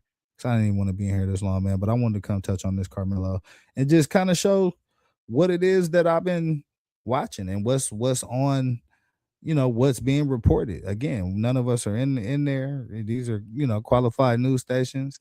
But the testimony, seems to be what it is, man. And it seems to be in conflict with the facts as we know it, man. You know what I'm saying? You are most definitely watching the remix with Callie Drake, man. Hit that like button, subscribe to the channel, man. Comment, share the live, all that. Shout out to First Lady Mimi. Most definitely needed that. You know what I'm saying? Most definitely needed that. But I'm gonna jump, man. I want to look at this. Want to look at this other story, man, because Hood Educated did a breakdown of the Lil Durk case and the Lil Durk situation, man, and some additional information he dropped today that I wanted to kind of double back on.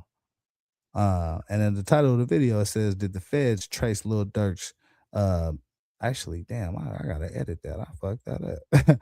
It's supposed to be $1 million worth of game podcast to a hit. So that's what's up right now. The feds is most definitely digging in their heels and beating down Lil Durk's whole life, man. And they trying to figure out, you know, the links and the connections and all that, man. So yeah, I mean, let's take a look at what Hood Educated talking about, man, because he had a powerful breakdown. I wanna dive into this a little bit before we get out of here, man. Hit that like button, subscribe to the channels, man. YouTube, Twitch, Kick, Instagram, TikTok, all that shit, man. I'm everywhere you want me to be.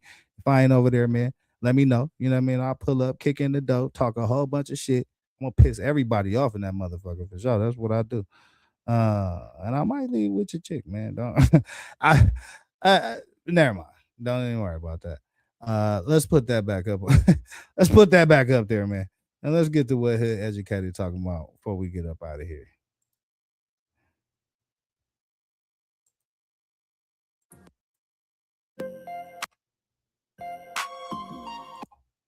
Nobody ever did that. Nobody ever did that.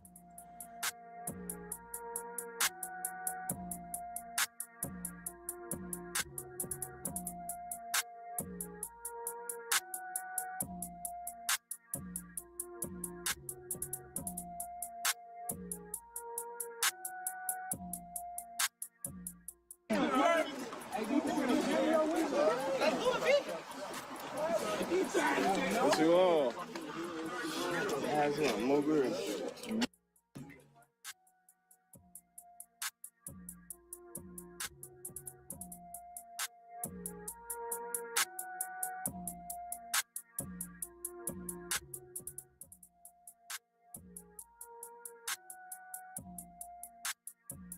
I don't know if you know what's going on, but this is $1 million worth of game.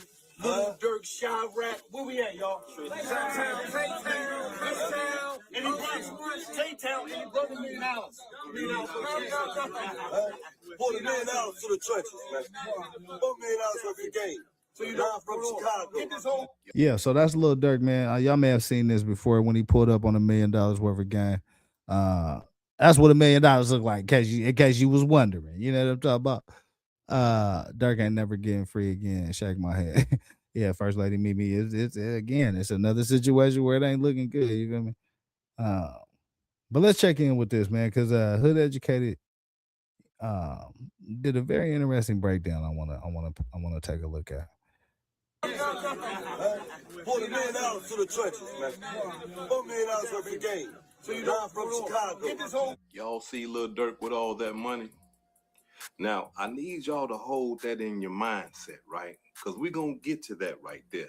I mean, it appears that here it is, a rich young brother. It's just flossing. You know what I'm saying? He's showing out. You know what I mean? He just got all this money and he just like, right? But the FBI is saying that it's more to the story.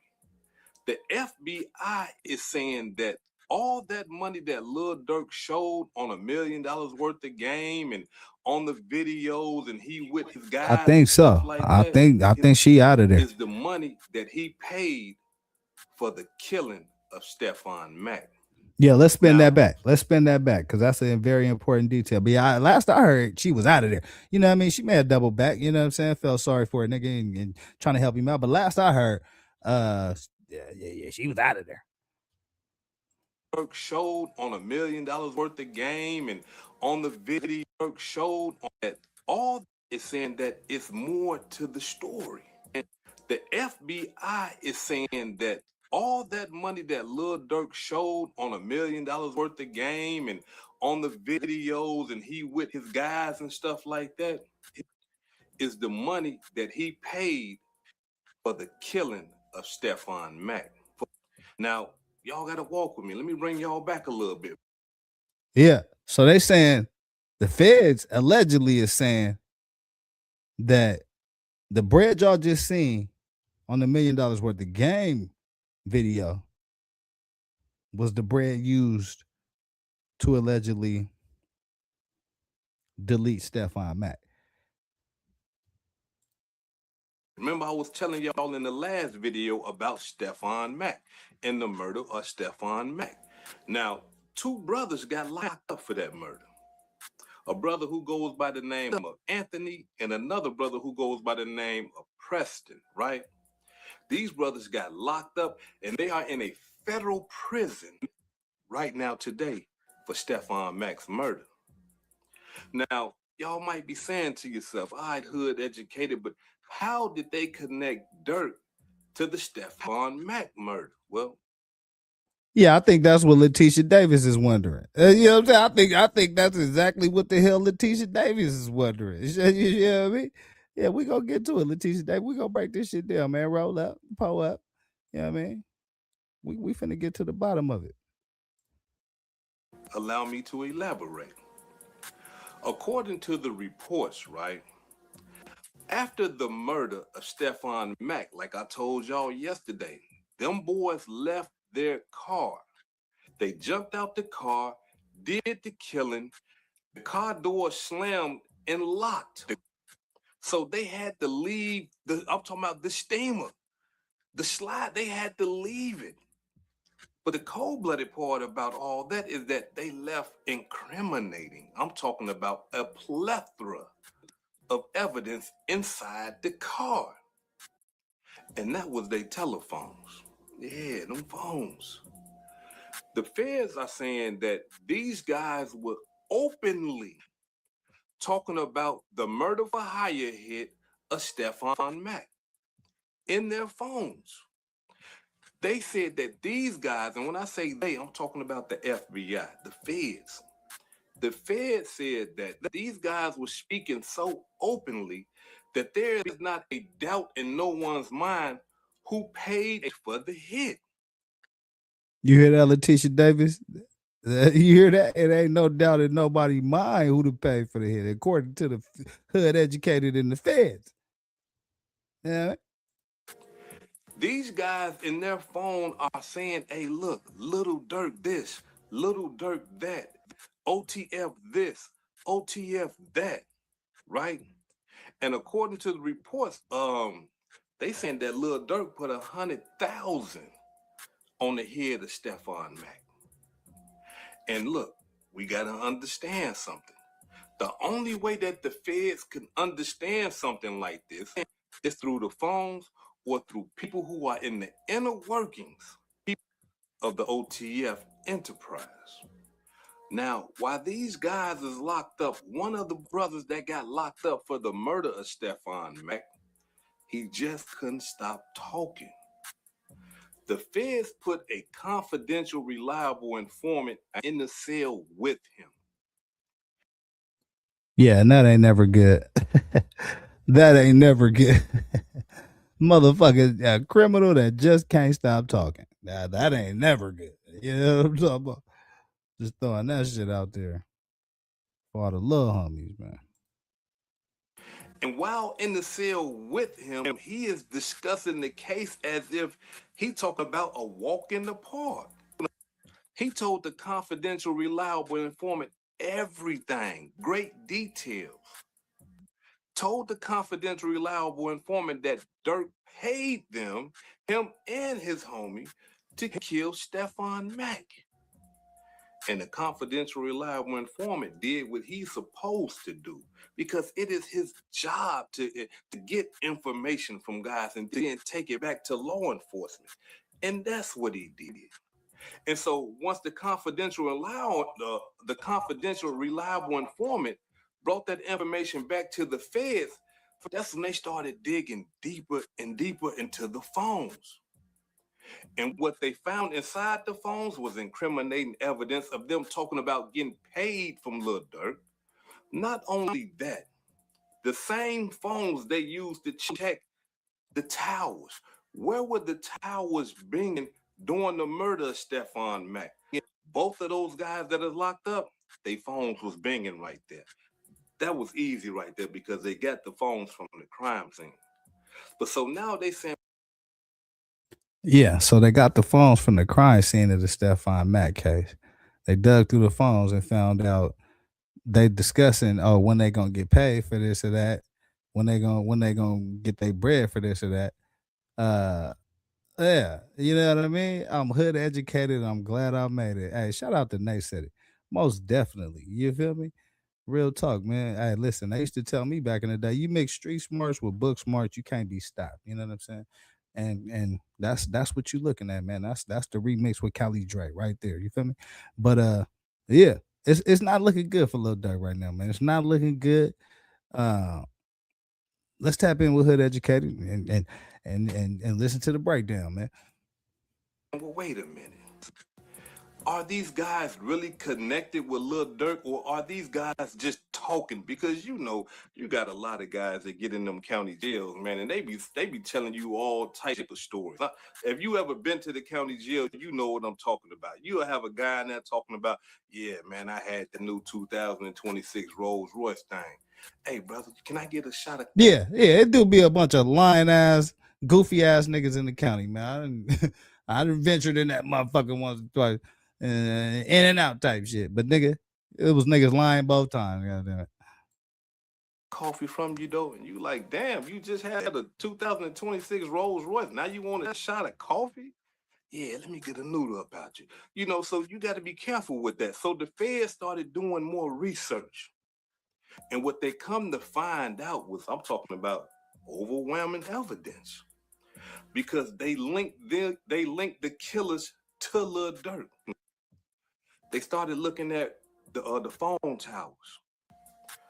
One of the killers that is locked up and convicted for killing Stefan Mack was at the studio with Lil Durk. His phone binging and Yeah. Let's definitely spin that all the way back. Let's definitely spin that all the way back. Nah, they was with Lil Durk at $1 million worth of game. I mean, they saying some of that $1 million worth of game money was used on the hit. That's kind of what Hood Educated in the Feds is saying. So let me spin that back a little bit. I wanna relive that moment right there. one of the killers that is locked up and convicted for killing Stefan Mack was at the studio with Lil Durk. His phone binging and Lil Durk phone binging in the same place. Damn. That's not good, because that shows the connection, right? But I know a lot of y'all might be saying, well, hey, Hood, just because they hang together, you know what I'm saying, that don't mean that somebody killed something, right? And I understand that right there. But see, when we get to start talking about the payment, that's something different. Because they didn't start talking about, hey, Durk, we need that money. They didn't start questioning people about getting paid until Stephon Mack was murdered. After Stephon Mack was murdered. Yeah, I think that's a very important detail. Let me spin that back. Let me let me spin that back one time. You did? I think that's a very important detail, man. Because they didn't start talking about, hey, Dirk, we need that money. They didn't start questioning people about getting paid until Stephon Mack was murdered. After Stephon Mack was murdered, then they started questioning Lil Durk, hey man, or asking somebody who was his go-to guy, which I believe is Vonnie, OTF Vonnie. Yeah, Bonnie name coming up a lot these last couple of months, man. You know what I'm saying? As being, you know, an informant. You know what I'm saying? A CS one or two or what? A confidential source in this motherfucker, man. So yeah, what y'all think about that, man? Let me know what y'all think in the comments, man.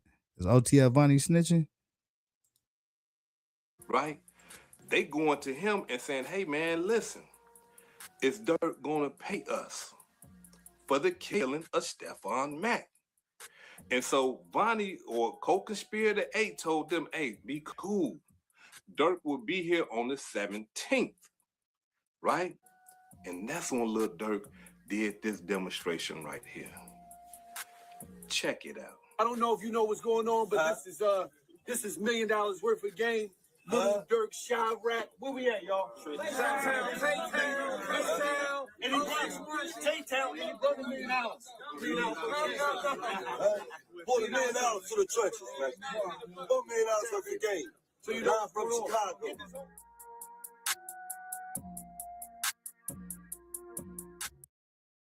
Yo, hold up. In case y'all didn't read the bottom of what this says right here, one of the paid unalivers is in this photo. Which one y'all think it is, man? Who y'all think it is? Who y'all think it is, man? Probably the nigga with the 2 guns on his shirt. That's my bet. The nigga with the 2 guns on his shirt. I think that's the nigga yeah. He might fit that description. You know what I'm saying? Oh shit, it's 2 niggas with 2 guns on their shirt. There. Oh no, that's a chick. That's a chick. Okay. Yeah. I'm gonna go with this nigga right with 2 guns on his shirt. I think for this type of work, this type of activity, he will most definitely be on top of the list, man. Oh, you think the one with the mask? Hey, it could be. It could be. Hey, Chirac known for them female hitters, man. You know what I'm saying? Most definitely. Most definitely.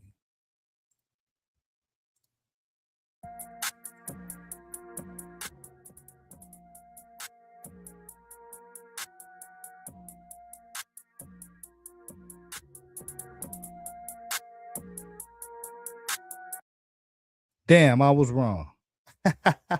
I was wrong. I was wrong. Probably them 2 ducked in the back with them shiesties on. Yeah, you was right. Hey, listen, you was right, man. Look, First Lady Mimi, he do got the shiesty on. Feds say Dirk paid him to unalive Stephon Mack, according to Hood Educated in the feds. You know what I mean? Oh, yeah. And they said it. Oh, that gets busy out there. The females get busy out there in the rack. Females get busy out there in the rack. Please believe. Back doors, you know what I'm saying? They carrying poles, all that shit. All that shit.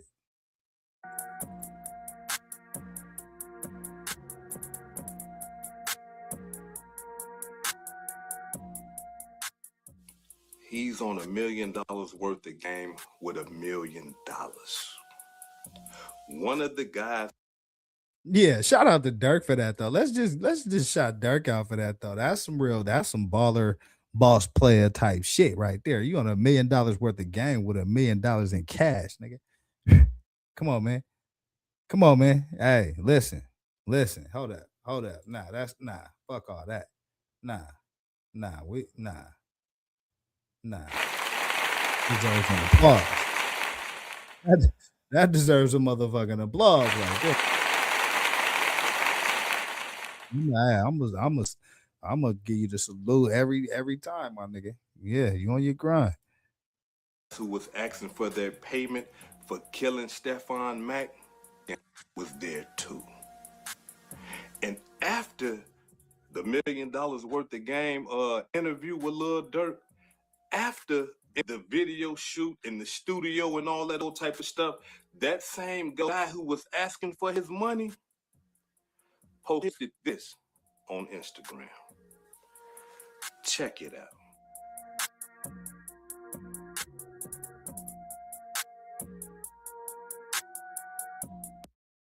Ah, don't do it, hood educated. Don't do it. Don't do it, my guy. Check it out. Don't do it. So they saying this is allegedly the guy. We be sliding through their blocks and they don't know we have. Okay. So they saying this the guy right here, man. This the guy right here.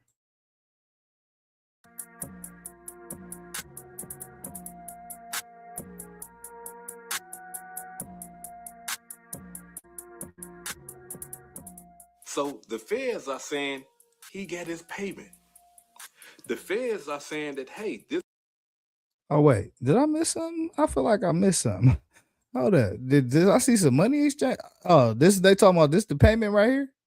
Is this the payment? That don't look like 100 bands to me at all. You about 95 short, nigga. Nigga, that don't look like 100 yaks to me, my boy. But hey, okay.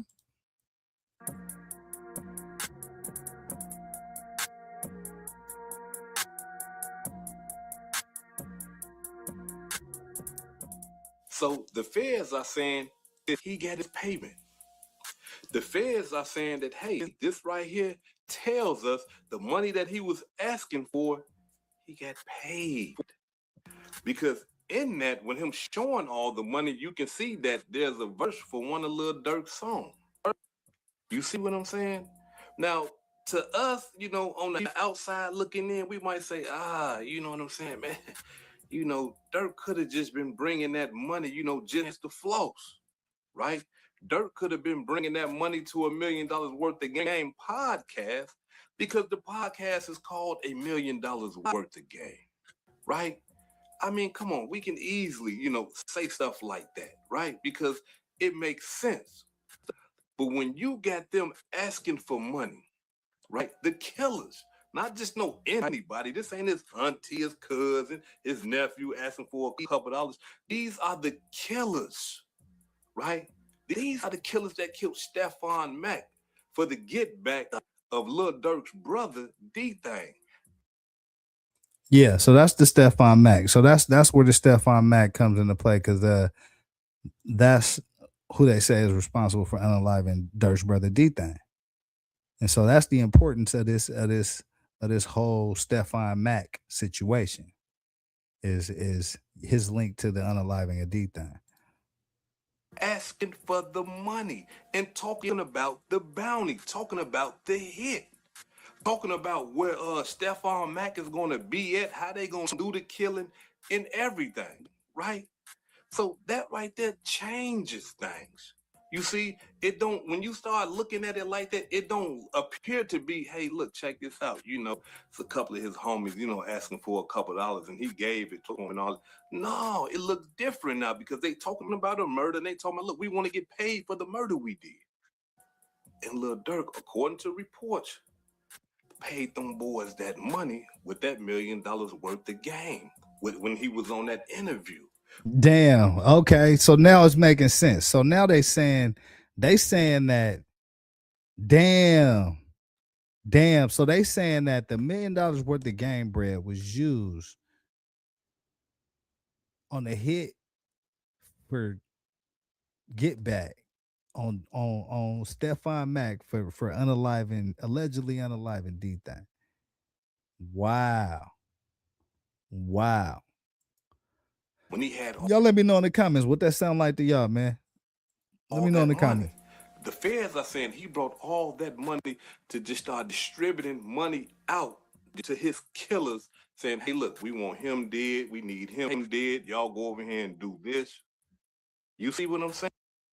Damn. So the feds, hold up, hood educated. So what hood educated saying is that the feds are saying that $1 million on $1 million worth of game, and all them niggas in that room was there to get their payouts to go get that work did, to go get active in these motherfucking streets.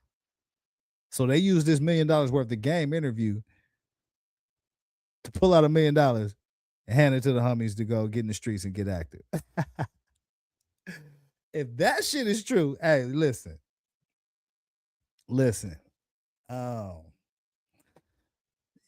That's one of them things in the rap world. Like, damn, if you pull it off, you a fucking legend. But when you sitting behind bars, facing 2 or 3 M's and a whole bunch of other charges, that's just some shit they're gonna use against you in court, to be honest with you, my nigga. But damn, y'all let me know in the comments what y'all think about that, man. How plausible is that, man? How realistic is that? How believable is that? I mean, shit. If the feds got all this, man, it's really not looking good for Lil Durk at this point, bro. The game when he was on that interview, when he had all that money. The feds are saying he brought all that money to just start distributing money out to his killers, saying, hey, look, we want him dead. We need him dead. Y'all go over here and do this. You see what I'm saying? So listen, one thing we got to understand, and look, I want to be clear about this, right? Because I'm not insinuating that Durk is guilty or nothing like that. All I'm saying is this right here. It don't look good for him. It don't look good. There's too many elements that the feds are putting together, baking that cake, showing that Durk was paying people to kill people.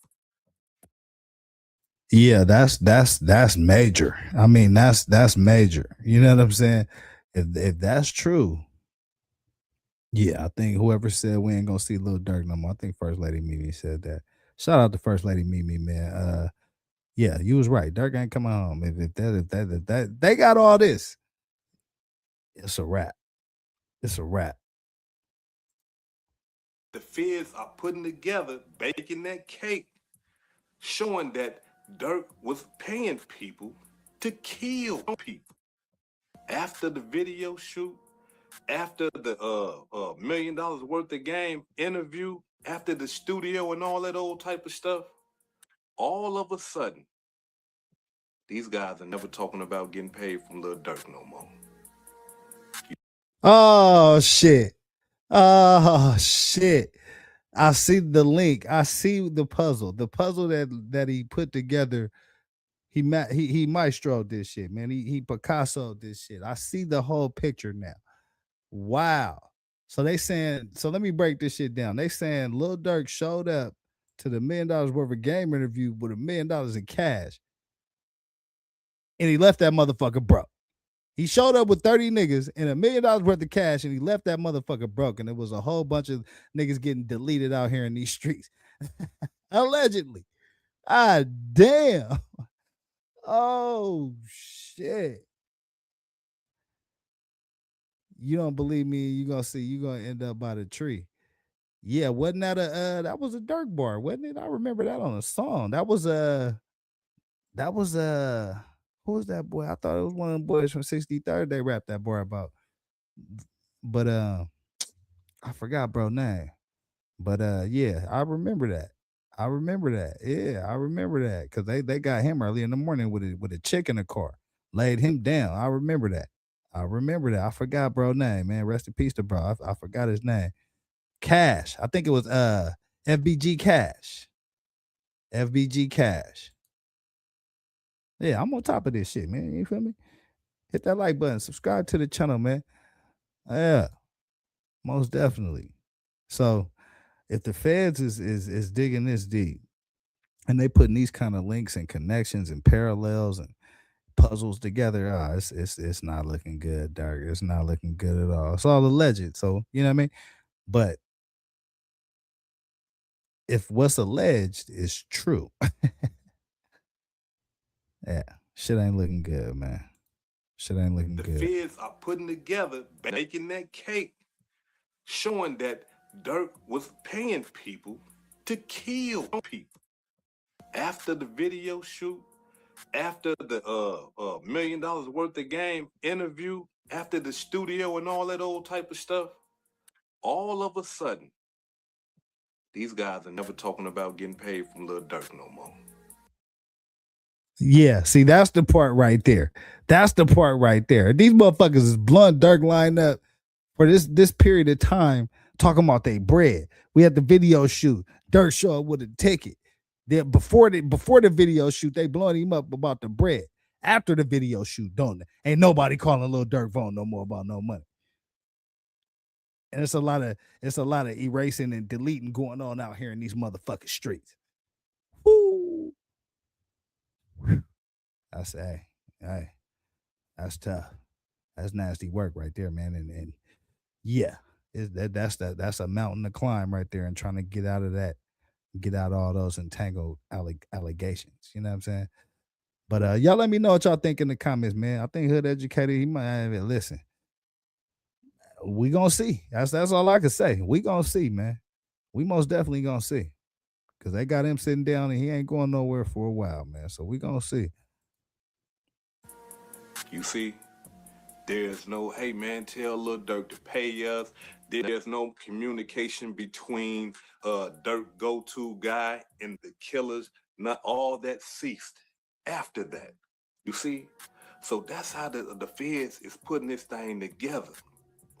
But the cold-blooded part of all this is this right here. The guy, Durk's go-to guy, flipped. He's a co-conspirator. He telling on Lil Durk. Yeah, that's been reported too, man. I think it's OTF Vonnie that is one of the people that they targeted and said, hey, he's most definitely the flip-flop. You know what I'm saying? There's been some stuff out there about there's been some rumors out there, I'll say, about Jam. I haven't seen confirmation. I haven't seen people that's anything about the people in the circle that's really, throwing Jam out there. I did see, I believe it was, somebody in Durk's camp. I want to say, I don't even want to say because I don't know for sure, but somebody in Durk camp, they put a rat emoji over, I believe it was Vonnie face. And that's how, he got marked out. And then some paperwork came out, I believe. So it's most definitely some niggas is talking and telling and ratting and rolling over there on Durk case. The guy, Durk's go-to guy, flipped. He's a co-conspirator. He telling on Lil Durk. One of the guys that got caught up for killing Stephon Mack flipped. Yeah, he's testifying against Lil Durk. Damn. Putting all the pieces together for the feds. It don't look good for him, y'all. I mean, look, I got to keep it 100. Nah, it don't. It don't. Right? And Allegedly. I'm not demonstrating this to try to bash this brother or nothing like that, but we got to understand something. He has to be held accountable, just like everybody else. You see, if you out here in these streets and you ripping and running and you paying people to kill people, come on. Like, it's easy for us to sit back, or for some people to sit back and say, hey, look, man, we got to wait for all the evidence to come out and all that. And I understand that portion right there. But at the same time, if Lil Durk paid somebody to kill your nephew, your cousin, your brother, yeah, we gotta look at it like that. Then you will be like, hey, you want to get back on Lil Durk, or you will be like, I want my justice in the courtroom. You see? So this ain't about no, bashing on this brother. This ain't about no, kicking a brother when he's down and all that. All I'm doing is reporting to y'all what the documents say. I'm not guessing. I'm not assuming or anything like that. Everything that I'm unfolding with y'all comes from the federal indictment. Yeah. Okay. So Hood Educator said he running down the federal indictment paperwork. Nigga, this ain't some shit he made up. This ain't come out the blue. He didn't wake up with I have a dream like Martin Luther King and this motherfucker, man. Nah, this is solidified, bona fide paperwork. So y'all let me know what y'all think about that in the comments, man.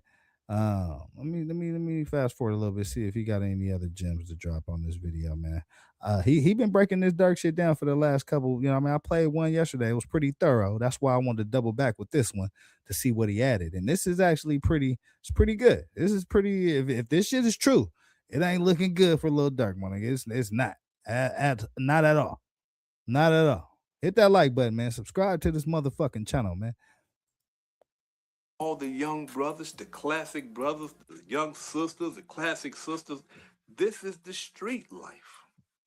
This how it goes. You laugh, giggle, you have fun. You kill, steal, rob, and destroy the community.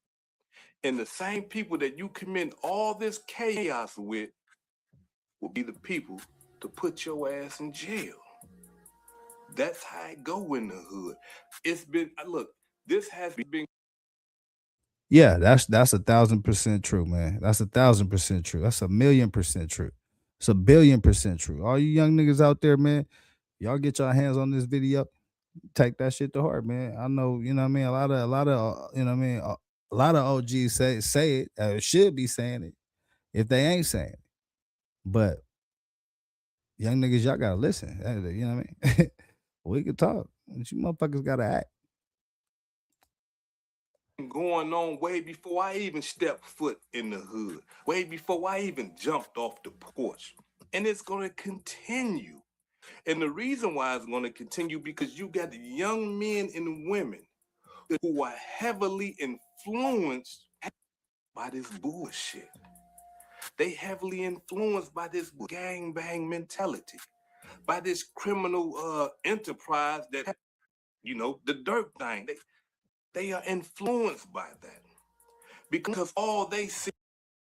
Listen, I think the influence is built in, right? I think society spends a lot of money on Lil Durk's, or you know, his record company spend a lot of money on that image, and they spend a lot of money on advertising and marketing, and that goes all across the world. And so, you know, I think it's both ways, man. I think people are influenced by it, or young people are influenced by it, but at the same time, it's being heavily promoted and heavily, you know what I mean, invested in and marketed and advertised as well. So you know, it go both ways, man. Is the glitz and the glamour, the fame, the clout. And the kids want that, right? They want to be a part of something. But listen, people don't tell them, hey, look, check this out. Being a part of this, you can die. Being a part of this, you can go to jail for the rest of your life. This is not a beautiful life. Real gangsters, listen to me. People that been in them streets for real, that was blessed to survive, man, look, they in the house at 10 o'clock. Yeah, they, man. Yeah, shout out to OG, man. You know what I'm saying?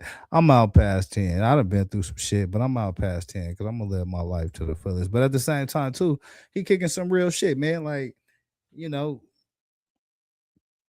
need more motherfuckers telling the younger generation how to move and how not to move. If they listen, that's on them. But you know, we gotta provide the knowledge and shit. We gotta provide the game, man. And don't think you're above it. You know what I mean? And shit. Hopefully they listen. But yeah, shout out to Hood Educated for that breakdown on the Dirk situation, man. I thought that was pretty thorough. Like I said, he did another one yesterday. He broke down a lot of elements of the case of how the feds are bringing up the Stephon Mack case. They're bringing up the shooting with Vaughn, and then it was another case. But basically, they trying to jam Dirk up. They bringing up these state unalivings, and they trying to add it to the federal case. You know what I'm saying? And so, yeah, Dirk facing a whole battle right now, uphill battle, like a motherfucker, man. So yeah, I mean, we gotta, you know what I mean? Shit, we gotta definitely stay tapped in with that, man. Uh, This the remix with Kelly Drake, man. I appreciate y'all for rocking with your boy, man. I just came in here on some low key. I ain't even planning on being here this long. Break down this Karmelo situation, man. Yeah, Karmelo, another situation that ain't looking good. In my opinion, it ain't looking good, man. You know what I'm saying? I'm gonna drop that link in the chat for a minute, man. Anybody want to come up here and chop it up about this Melo situation, about this Durk situation? Let me know, man. But yeah, it ain't looking good in my opinion. You know what I'm saying? It ain't looking good in my opinion for Karmelo, and it ain't looking good for Lil Durk. Two brothers that's going through some shit right now, man. So shout out to them brothers, man, because yeah, you know what I mean? Shit real right now. You complaining about your bills and your baby daddy and shit. These niggas is facing murder charge, unaliving charges. You know what I'm saying? So hey, it is what it is, man. That's how it go, man. Do I want to show something else, man? Nah, I'm finna get the hell out of here. This is the remix with Kelly Drake. I appreciate y'all for tapping in with your boy. Like, comment, subscribe to the channels, man. YouTube, Twitch, Kick, Instagram, TikTok, man. Put in Kelly Drake, the remix with Kelly Drake. I'm gonna pop up like the motherfucker from State Farm. You know what I'm saying? So, yeah, I appreciate y'all for tapping in with your boy. I think I'm finna get the hell out of here and pass the hell out after I smoke this blunt. Go raid the refrigerator real quick. Get some munchies, and I'm out. I'm out of it. But yeah, I'm gonna double back tomorrow, man. We're gonna check in with that Melo situation, most definitely. I think they're doing closing arguments tomorrow. So we gotta definitely just, you know, man, probably do a quick pull up and break some of that down. And whatever else pop off tomorrow, man. But yeah, this the remix, man. Let me know what y'all think. Hit the comments. Appreciate y'all for running the videos up. I just hit over 200 subscribers on YouTube, man. So definitely appreciate y'all. Continue to subscribe. Continue to, you know what I mean, tap in with your boy. And I'm going to stay tapped in with y'all, man. But until then, man, it's been real. Money on my mind, got my money in my mind. Money on my mind, got no time for that limelight. I'm from California, man, I guess we'll start with that. Banged out starter caps, glued to the cul-de-sac, looking like an artifact, trying to get their money back. Yellow jackets coming, I'm about to have a heart attack. Southeast San Diego, we was at the heart of that. You moved about the hood, my nigga, you ain't want no part of that. Move to work and let the money drip the laundry mat. I pray to God the homie get his little daughter back. So many problems and it's not even a part of rap. So many suckers and they hating and they copycat. And life is bigger than these bitches that you hollered at. And if you bleed a dollar, better get $3 back. And all I'm giving is the facts. Pay attention to the stats and never making mention of the jacks. Gotta keep the money stacked, work your way through the tracks. Money motivated to the max. Money on my mind, got my money in my mind right. Money on my mind, got my money in my mind right. Money on my mind, got my money in my mind right. Money on my money on my.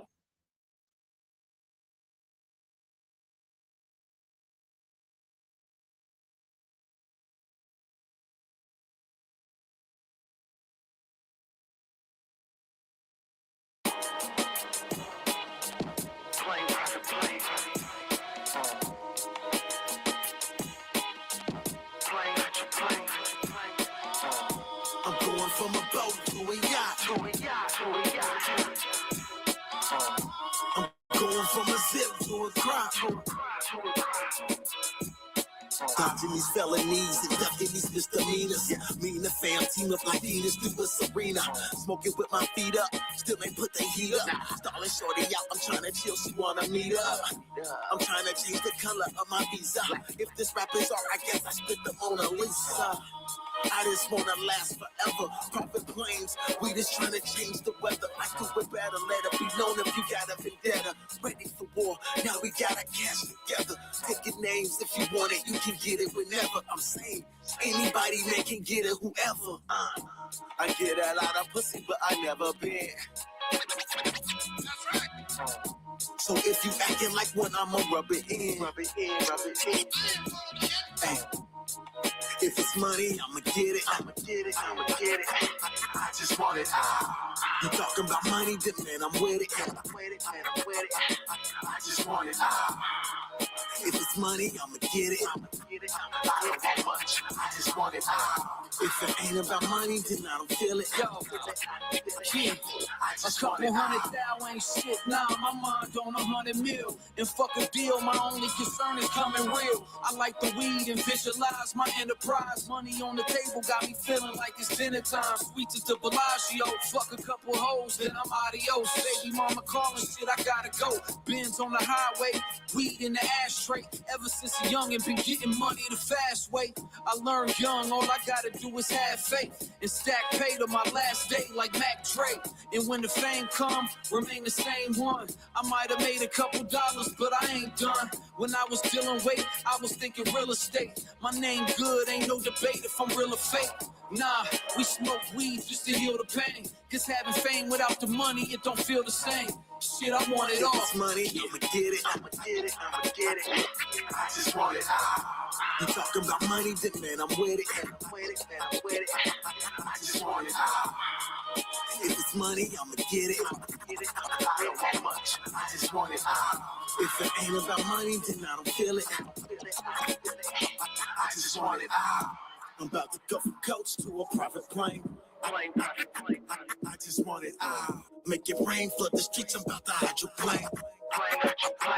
I just want it all. I'm going from a boat to a yacht. I just want it all. I'm going from a zip to a crop. I just want it all. Real niggas respect it. Hustle without a neck. Murder another record, but still I'm trying to perfect it. Kick it like David Beckham. Cut him, but I don't check him. Spark up another session. You wish you got my connection. Roll through the intersection. Probably go hydroplane. Going from baggage claim to flying in private planes. Flew in from Seattle, and I came here to rain. I just want it all. I got my hands in everything. Hey, if it's money, I'ma get it. I'ma get it. I'ma get it. I just want it all. You talking about money, then man, I'm with it. Just with it. I just want it all. If it's money, I'ma get it. I'ma get it. I don't want much. I just want it all. If it ain't about money, then I don't feel it. I just want it all.